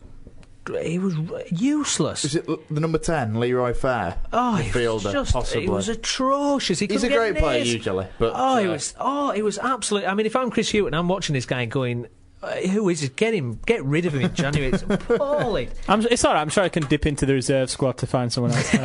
Was it Johnny Howson? No, Johnny Howson. Yeah. No, it was or Bradley Johnson or the rest of the Leeds didn't players. He got the consolation. It was a good goal, actually. That wasn't it? That was. But Suarez. Yeah, what can you say? I mean, he's in the top bracket, isn't he? Oh yeah, he's in the top bracket. There's this fine line basically with the world's best players, isn't there? Or there is in some of the world's best. You look back at Maradona, Zidane. Yeah. There's this borderline between just stark raving, bleeding mad, and absolutely genius. Absolutely. And Suarez is in that category. He is borderline bonkers, but bloody brilliant. Yeah, I mean, well, absolutely. I mean, he's kind of... Is he stuck at Liverpool? I think, personally, Suarez used Liverpool as a bit of a stopgap. But how old is Suarez now? 27? He's 26 now. 26 now, so... This is the thing, It's getting to that critical point, though, isn't it? TalkSport earlier on and saying, that Suarez is possibly looking at end of season and whether he'll stay at Liverpool or not will all depend on how well they do, quite frankly, because you can't see Suarez, if they don't get Champions League football, you've got to think Suarez will be going. Yeah, absolutely. And how much money will they offer him? What about this as a punt? Arsenal, 60 million January? No. I've heard Wenger. I've heard Wenger's got 200 million to spend. Although I do have to say, hang on, I do have to say the source of that tweet was Piers Morgan. So I don't know how serious he can take that. Wenger having 200 million in his bank is very much like my girlfriend having 100 points on her Boots card. She won't use them. She'll save them, but she'll never use them. What's your girlfriend's name? Lizzie, is it? Lizzie, yeah. If you're listening, Lizzie. if you're listening, Lizzie, use your Boots card. Your Boots points. Get me a good Christmas present. Buy yourself something nice and leave. Absolutely. Don't get him anything. He doesn't deserve it, clearly. So that was Luis Suarez, Liverpool flying there after the disappointment of the weekend. Consumer advice here on the Route 1 show. Elsewhere, great performances. Eden Hazard for Chelsea. He was very, very cracking goals, dominated the game there. Great game, wasn't it, as well? Another belting midweek game. I think Sunderland are going to be alright, I think they're showing something. Yeah, they just don't seem to be having that luck at the moment, do they? No. And the big one was Moyes, Man United and that of it. I mean, I did have a wry smile on my face when that game happened, when Oviedo scored. Do you think, problem with Moyes is, when push comes to shove, he's going to make a conservative decision at critical times. And that's not the Man United tradition. That's certainly not how Ferguson did it. Is that the quintessential difference, do you think? Oh. The pod is speechless. I don't know. Anyone who follows me on Twitter will find that last night I said... find you very annoying. I'm kidding. Probably will do. No, I said Everton wanted Everton going last seen down the M62 after robbing 3 points. I do have to say it was ridiculous. I mean, actually, that's a really interesting point. I was reading Twitter, because I was stuck at work, didn't see any games. Reading Twitter, everyone was going, Everton deserve to win this, Man United being rubbish. When the first half of the highlights, match of the day. Yeah, it was all United. Hitting the post, the bar. It just didn't go for him, did it? No. Yeah, you have games like that. So that's just but the time when Everton were flooding forward and they just basically ran the entire And that Mirallas free kick that smashed the inside of the post, that was a peach as well, but... It was just one of the most entertaining 1-0s I've ever seen. It was almost written, wasn't it, that for just Everton hadn't won there in 20 odd since years, 92, something like that, and it was almost written that it had to be when Moyes has gone from Everton to United. How 11 attempts. Well, this is the 11 attempts. I think he had. It was something like that. He had at winning at Old Trafford. Yeah, but what was the Moyes quote? Whenever he went to Old Trafford, he would say, "We're just happy to get out there alive." I mean, that's not the attitude you want to take a team to. Of course, you're not going to win with that kind of attitude, are you? We're happy to get out of there alive. That's his mentality, though, isn't it? And sometimes is that not going to mesh with Man United then? It's not going to mesh with the fans, I don't think. No. I think the players will be able to play for that. But I think now you look at the other top European sides, because I still hold Man United up there as one of the top European sides, and you see teams like Barcelona, Real Madrid, Bayern Munich in the Bundesliga, even Dortmund, they go out to destroy opponents, not just get by 1-0 and just get a couple of points here, a couple of points there, and basically make sure that at the end of the year you're at the top. they go out to destroy it. And sometimes it works, sometimes it doesn't. But I don't know. I don't think Moyes has that mentality. Yeah. Chris, you were scribbling something down then. No, I was trying to get a pen to work. I was just writing down a short list of players that Moisey should go for in January. Central midfielder surely is at top of the who did he start last night? Why didn't he start Cleverley? He started a 40-year-old Giggs. Cleverley. Why didn't he start Cleverley? I wouldn't have started. I don't like Cleverley. Yeah, but he's a central midfielder, isn't he? I don't rate him. But he isn't United good, for me. Cleverley will never be United good. I don't know. I think he's lacking a bit of confidence. I think he's he's lacking a bit of quality as well, in all honesty, for Manchester United. He isn't... You know, for me, Cleverley is a good player. Yeah. But Manchester United don't, or shouldn't have good players. They should have great players. Interesting. Look at the centre midfielder pairings of other top clubs. Even just in England, look at the centre midfielder pairings. Man, you don't have one. Yeah. One last thing on Cleverley. Is it interesting that when he was at Wigan, he played fantastic under Martinez? I rate Martinez. Moyes didn't give Barkley a chance for 2 years. And look at what Martinez is getting out of Barkley at the moment. It's fantastic. And this thing, Cleverley, I think he had a long spell at Watford as well before Wigan. He was good. He was good at Wigan. So I think to dismiss a player, sometimes it can be just the manager that runs it, can't it? To me, though, he's a good player for those side, shall we say, but he isn't a United player. And, as Tim said, if you look at the centre midfield partnerships of a lot of the other big sides in the Premier League, you've got Fernandinho and Yaya Toure striking something up very well at Manchester City. You've got at Chelsea, Ramirez, Lampard, Oscar in kind of a triangle, shall we say, with Arsenal. Arsenal take your pick. Embarrassment of riches, isn't it? There. Yeah, you look at Arsenal. You've got Ramsey, Ozil, Cazorla, Wilshere, all that can play. And you listen, you get to United. Even Liverpool, Gerrard and Henderson are doing all right. Joe Allen's improving. Coutinho, you can fill in there if you really have to. This is the thing. You look at the big sides in the Premier League, and then you look at United's results in the central midfield. You've got Carrick, who I think signed a new deal quite recently. He's 31 now, 32. You've got Giggs, who, he's Giggs, but he's 40. You've got Cleverley. You've got Fellaini, who... You kind of think. Well, in the summer they went for Fabregas, didn't they? And it didn't quite work out. He just snubbed them, basically, didn't he? And that's another thing. You see, is Moyes going to have the name to attract a top draw player?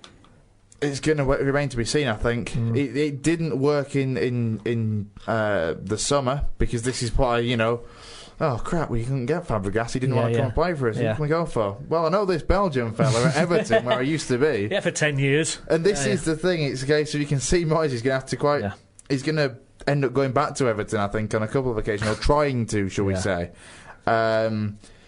They could do what they do for a Barkley or something, all right, so we've had a little delve into Wednesday night games, but let's look ahead to the weekend now. And we've just been discussing them. Tim, this one close to you: Newcastle versus Manchester United. It's at Old Trafford. It's the early kick-off.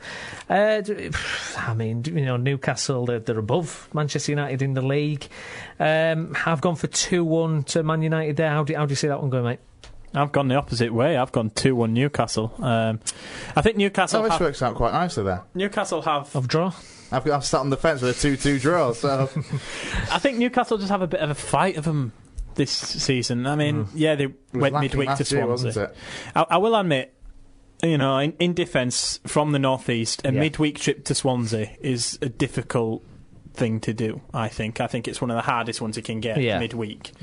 I mean, if it was more someone a bit closer, like a bit of an issue with the penalty. It should have been a penalty. I personally think it were a penalty, and I think the game would have changed a little bit. They just didn't have that luck that they've had in the past couple of games. But the fantastic win last Saturday against West Brom, against a team. They're the teams that Newcastle should really be beating. At home, but I think Man U are lacking confidence at the moment, and that's why and with the look that Newcastle have had in defence, that's why I've gone 2-1 Newcastle. Coming back quickly to the West Brom game last weekend, what a goal, Sissoko! What a goal! Yeah, absolutely. He's a real gem of a player, Sissoko. He is a cracking tart, isn't he? He's just. I saw something earlier this week that Newcastle have got the second most French goal scorers in the world this season. More than French teams. Yeah. It's. I think it was only Lyon or someone top, above them. It's Lyon, then Newcastle, and then the next 3 or 4 teams are all in Ligue 1.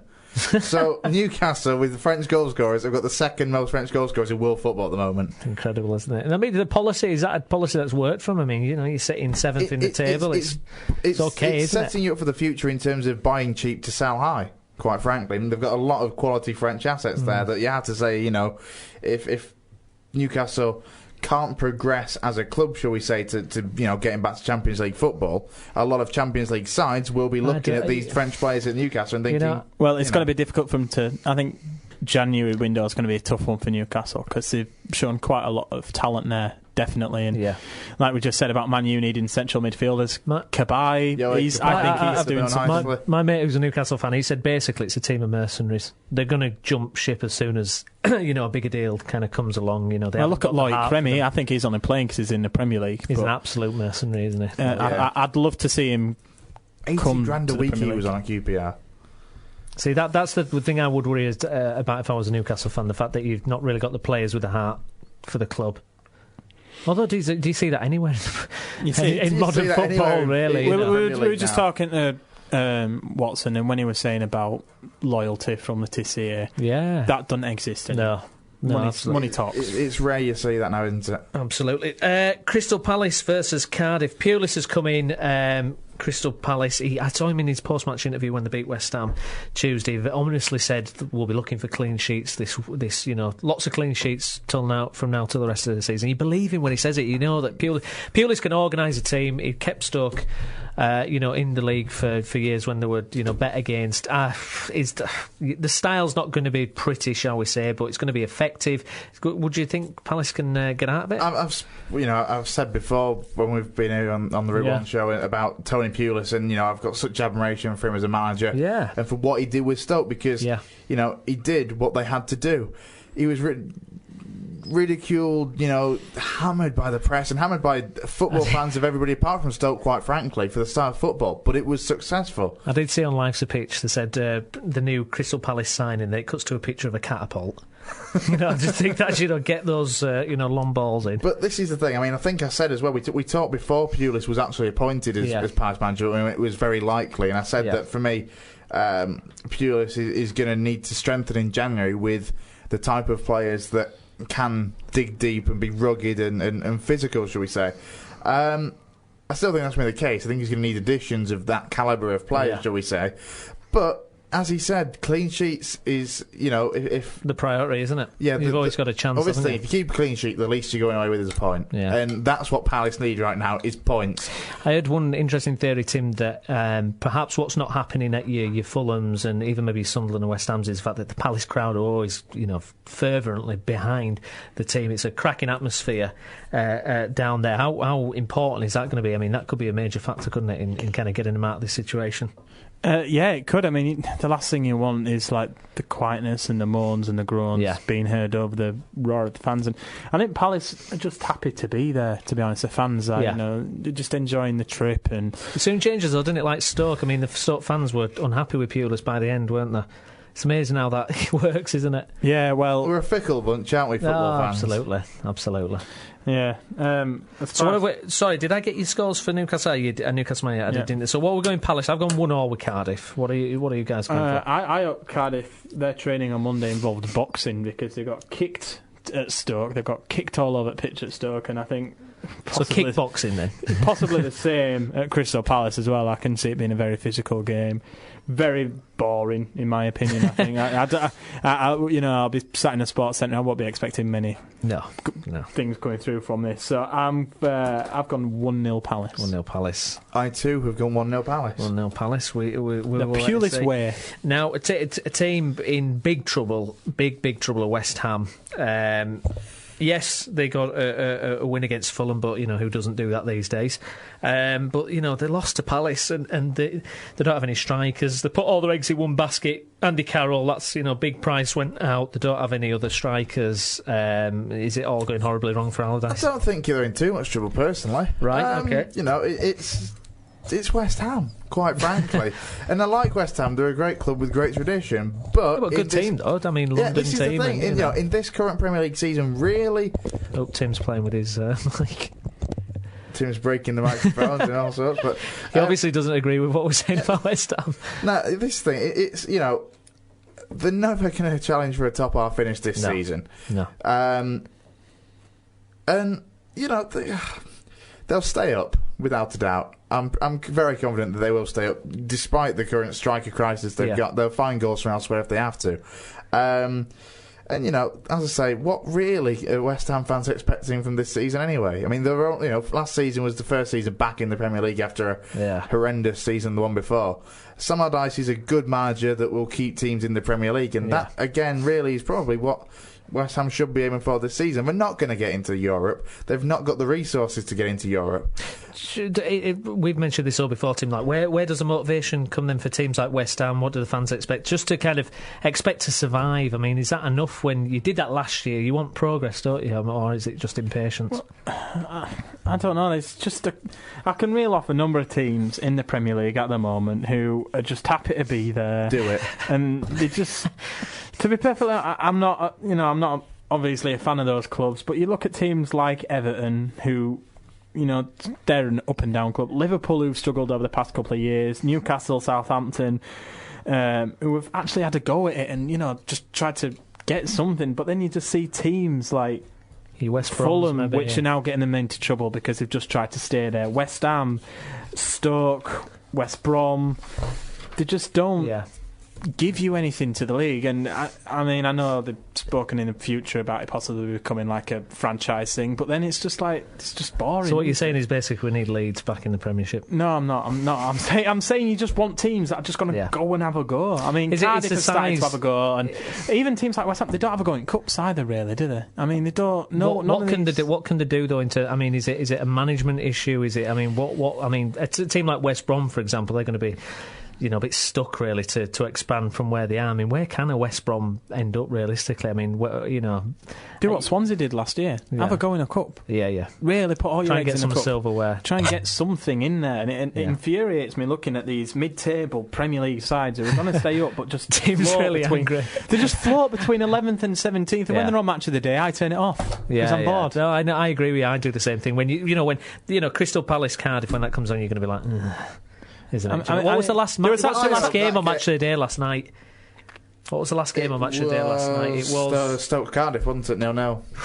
I mean, can you imagine? But I hope, just so that you two eat your words, that this Palace Cardiff game is like 5-4 and has to be the first game on Saturday. It's just all right. Can you imagine 1-0, watching? but can you imagine watching La Liga Match of the Day, right? El Match of the Day, or whatever you call it, right? Can you imagine watching that, and once Real Madrid, Atletico Madrid and Barcelona are being on, you turn it off. Yeah. Because there's no one else in there. I stay tuned to watch Almeria. Levante. Yeah. Fair enough. All right, so have we gone for a score then? Liverpool. Liverpool. Let's briefly touch on Liverpool. Well, we've touched on Liverpool. We're back to Suarez, aren't we? Suarez is fine. I've gone 5-1 to Liverpool. I thought, why not? Again? Yeah. Yeah. But no, go with it. Come on. 5-1. Go on then. I might get the goal difference right. I've gone 3-1 Liverpool. You've gone 3-1, Chris. I really need them to get a clean sheet whilst Dagger's playing, so I've gone 3-0 Liverpool. 3-0 Liverpool. Suarez hat-trick. Suarez, yeah. Well, you never know. Southampton, Man City. So Southampton, bit of a shock against Aston Villa. Southampton, have they kind of, do you see it kind of maybe it's turned a little bit now? We're going to start to see them maybe drop off a little bit. I hope not. Mainly because I've just put Dejan Lovren in my fantasy football team. Everything always comes back to this for me, doesn't it? Now, to be fair, I think they had a great start to the season. They've just come up against teams that are expected to be up at that top end.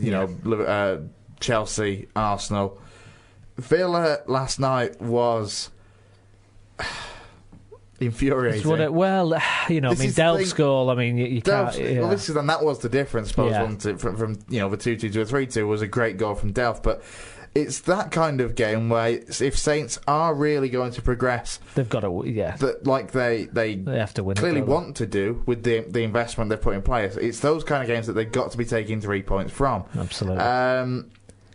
Manchester City on Saturday is another big test, because in the past St Mary's has been a bit of a fortress against the bigger sides.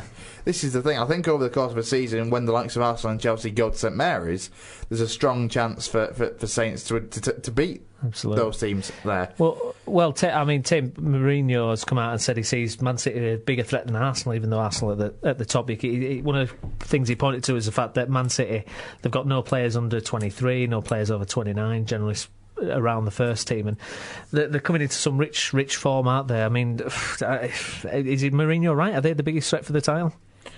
Yeah, they are. I think, especially the home form. I think what is it? It was one of the best in Europe. Is their home form, isn't it? And the amount of goals that they've scored at home. Can I just make a point that Alex thought Man City wouldn't score more than two goals against who was it they were playing last week? Man City, Swansea.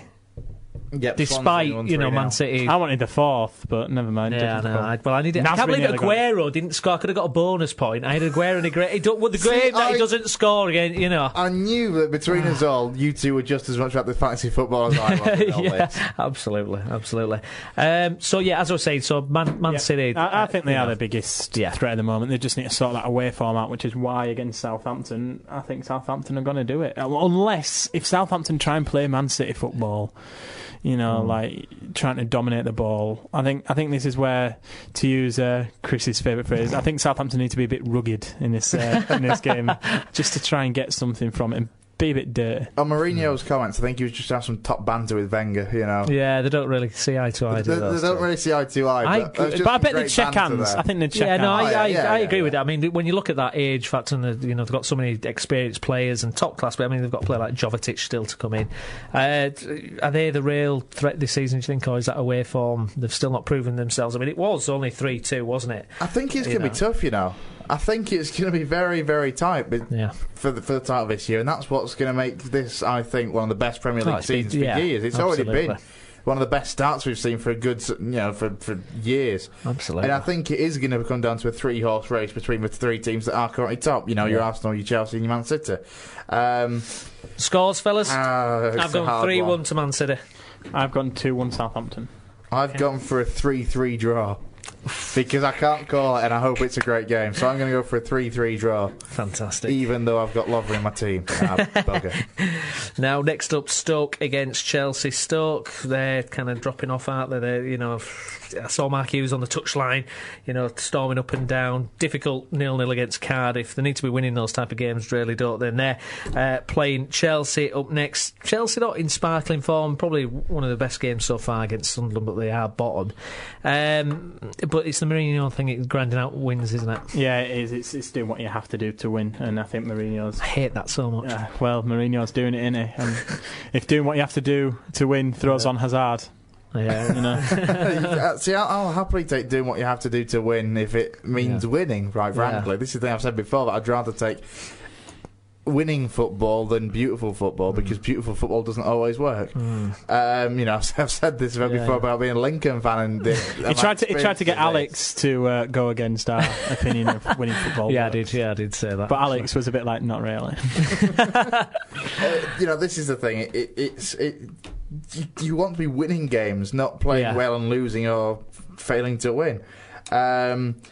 Stoke, I like Stoke. I've said before I like Stoke, but I've said as well before on the Root On show that I do kind of worry about whether the changes in style are going to happen quickly enough. How much is actually successful. People have talked about Mark Hughes, so what's actually changed though? What's he trying to do? I think the Swansea game was a big one which showed where Stoke are trying to change their style of football, because that the second goal for Stoke in that game, the link-up play between Stephen Ireland and Peter Crouch with all the fancy flicks and brilliant goal, great football that you would never associate with Stoke City Football Club. Pulis. With what we've seen in recent years under Pulis. It's just whether it can be successful good football, or, as I say, good football that's not going to go anywhere, and I do slightly worry for them. For this one against Chelsea, I've gone for a 2-1 Chelsea win. 2-1 Chelsea win. Fantastic. What are you going for? 2-1 Chelsea win. Yeah, 2-1. Same here as well. Full house. Full house. West Brom, Norwich. So inconsistent. Yeah. You never want to put... I'll never put Norwich on an accumulator again because they're just so inconsistent. How many goals have Norwich conceded now? It must be a 28 goals. Is that the worst in the league? It is, isn't it? I felt sorry for Joint him. worst with Sunderland. I felt a bit sorry for him, really, because last month in the goal of the month, I think there were about 4 goals were all against Norwich. Well, this month as well with Suarez, he's going to have 3 at least, Suarez isn't he? has got 11 goals against Norwich. 3 hat-tricks. In 4 games, I think it is. Unbelievable. It's more than some clubs, I think. So, West Brom. Where do we see West Brom? Because obviously they lost last night 3-2 against City. Yeah, I'm a little bit like... No, I agree with that. They weren't last season. Last season there was something to really enjoy and someone to watch, but this season... What's changed, really?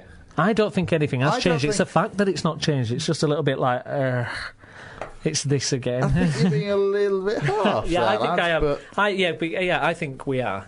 But I still think... I think there's some teams queuing up in the Championship who, would have a real go at it. Yeah, the likes of Yeovil, I could see it. Yeah. So what do we think? I've gone 1-0 to West Brom on that one. I've gone 2-0 West Brom. You've gone 2-0 West Brom, Chris. Which is a shame because I do like Chris Hughton. I've gone for a 3-1 West Brom win. Lovely. This one. I think this is the one that's going to cost me. Actually, I don't know why. Reflecting on this, Sunderland versus Tottenham. I've gone for a 1-0 win for Sunderland. I can see that. Could you say that? I haven't gone for it, but I can see it. What have you gone for? I've gone for 2-1 Tottenham. I think they're starting to gel a little bit more, and it was an impressive win against Fulham as well. Was it impressive, Chris? I mean, they were losing. Yeah, they left it late, didn't they? They were losing with 15 minutes to go, and then of all people, Chiriches, the Romanian centre back, scoring from a mile out. And again, that's one of those where, if a centre-half shoots from that distance, 9 times out of 10, that's going nowhere near the goal. No. The reason I said it's impressive is because it's one of them games where Fulham would have been happy for a draw. Yeah. And, it's a Wednesday night. We talked about Tottenham extensively last week, actually, but AVB, Chris, I'd like to get your thoughts on AVB in general. This argument he's had with the press and all this kind of thing. Where do you stand on that? Very harsh. That's why I think he's got every right to feel. Would an English manager get as much stick as he? They wouldn't, would they? I don't think so, not at all. Harry Redknapp would never have put up with the rubbish that's being hurled in his direction at the moment. I think he's a very good manager. He's got a lot to learn still, but he's still very young. This is the thing. I think he's going to be, over the duration of a managerial career for somebody at his age now. Yeah, he could be one of the best managers that in 40 years' time when he'll be mid-70s, so he'll be coming to the end of his career. But this is the thing, he's still got at least 30 years in management. Absolutely. And I reckon he'll be one of the best managers we'll see in the long term of our generation. Dig this clip up in 40 years. Chris, one of the best managers of all time. This is the thing, he's got such a long way ahead of him. Yeah, and he's so young, isn't he? He's still 37 now, 36, 37. It's no age to be a Premier League manager at all. Well, the one thing that I made a point of last week is the fact that because he's that foreigner and he's got that sophisticated way about him, he kind of je ne sais quoi. Yeah, and whatever's Portuguese for je ne sais quoi. But exactly. What would tweeters at the Root Show? But would an English manager have got? I don't think so. It wouldn't have happened, would it? I mean, Harry Redknapp, has he done that much better than Harry Redknapp? And Harry Redknapp didn't have 100 million to spend. And he didn't have the Gareth Bale of last year. He had a good Gareth Bale, obviously, but not that guy. He was the one who gave Gareth Bale his chance, and he gave Andros Townsend the chance as well at QPR. Yeah, when we mentioned it, it's a bit underappreciated, do we think? So I've gone 1-0 Sunderland. What have you gone for, Tim and Chris? I've gone 2-1 Sunderland. 2-1 Tottenham. Sorry. And despite my being up for AVB just then, I've gone for a 2-1 Sunderland win. 2-1 Sunderland. Lovely. Isn't your girlfriend from Sunderland, or is that? She's a Sunderland fan. That mic's making a lot of noise, Tim. Sorry. You're all really, really loud, by the way. Oh, really? My headphones just go boom. Let me turn you down. Let me just... Is that any better? That is, I can... Yeah. Is that better?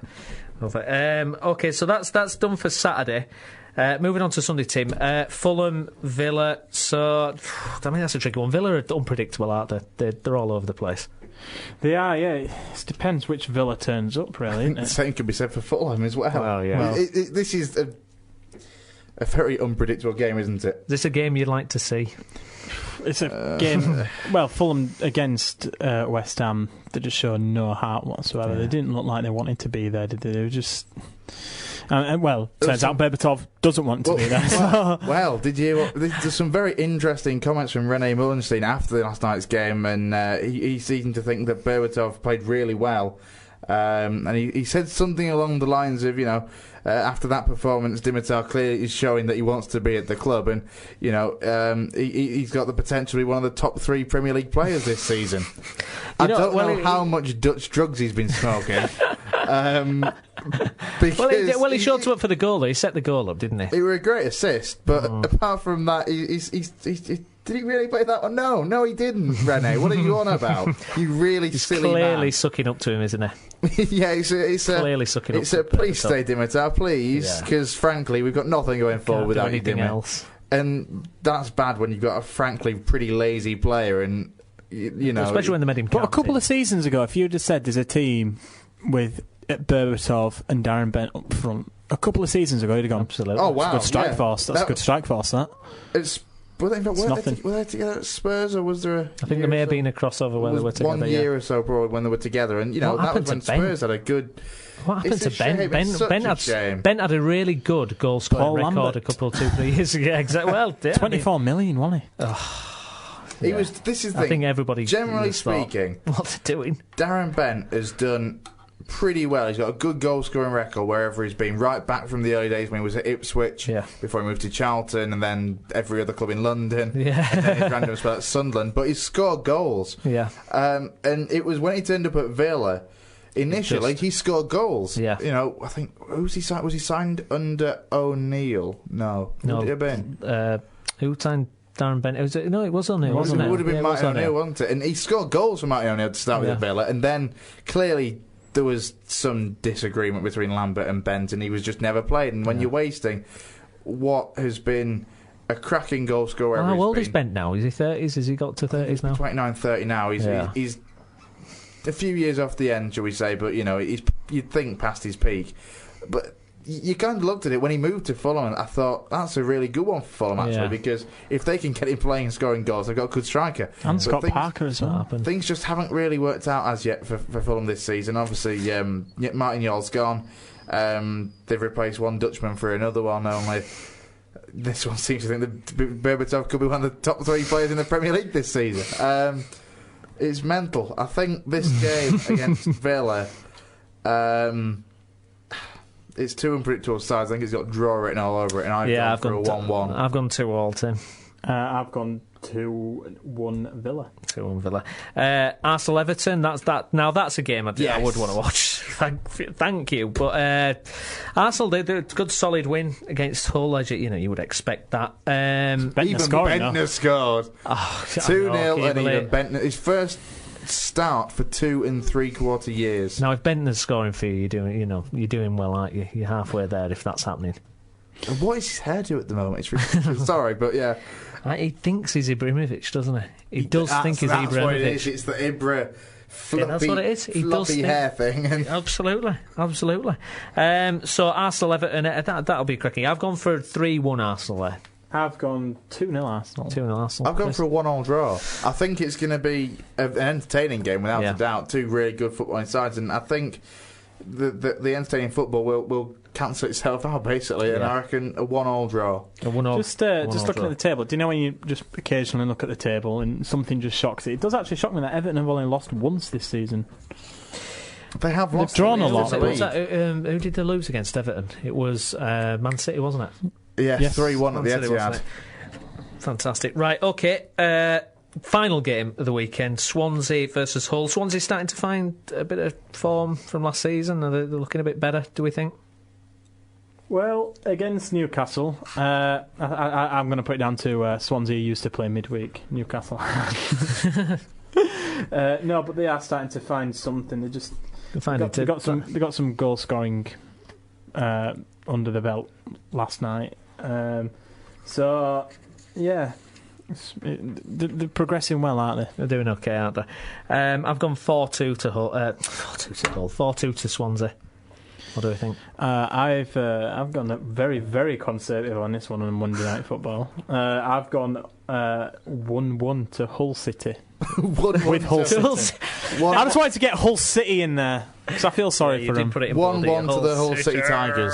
1-1 to the Hull City. Red Bull Hull City Tiger thing. I've gone for a 3-1 Swansea City win. Although I kind of feel bad now, though, because I've been really impressed with Hull actually in the way they've been going this season. Yeah, they've shown a bit of... They did well really against good Liverpool, stuff. Against Liverpool. Yeah. Absolutely. Liverpool just... So I kind of feel bad now, so I'm sorry, Steve Bruce, but I've gone for a 3-1 Swansea City, but I hope Hull win. What do you guys think of the Hull City Tigers thing? I mean, unless it was sponsored by Frosties, I just can't see it working. They're great. They're not. I don't know.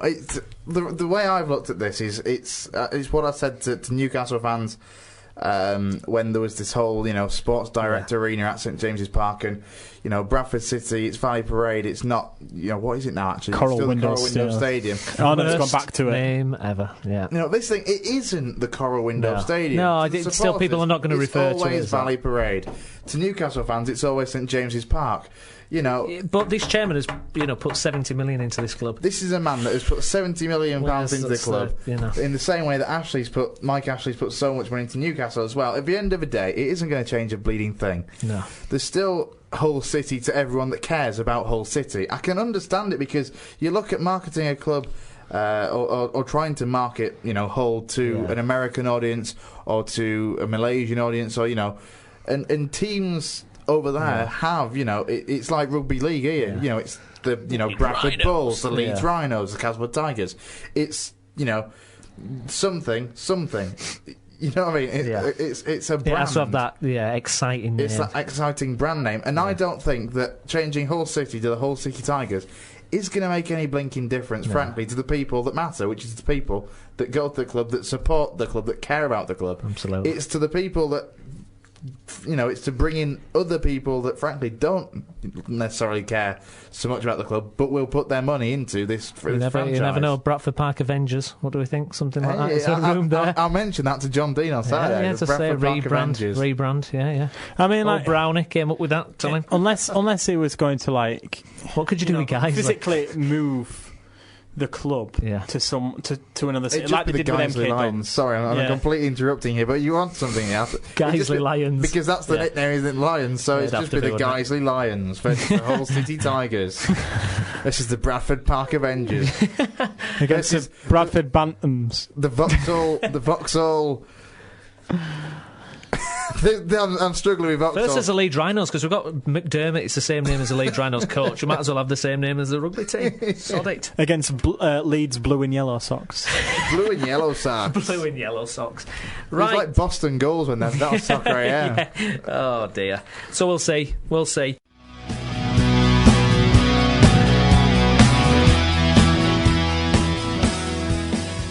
Well, that's all we've got time for here on the Route 1 Show this week. You can download and subscribe to the Route 1 Show on iTunes for free and catch the latest episode on our YouTube channel. And don't forget to follow us on Twitter as well, at the Route 1 Show. And you can email us any questions or comments at theroute1show@gmail.com.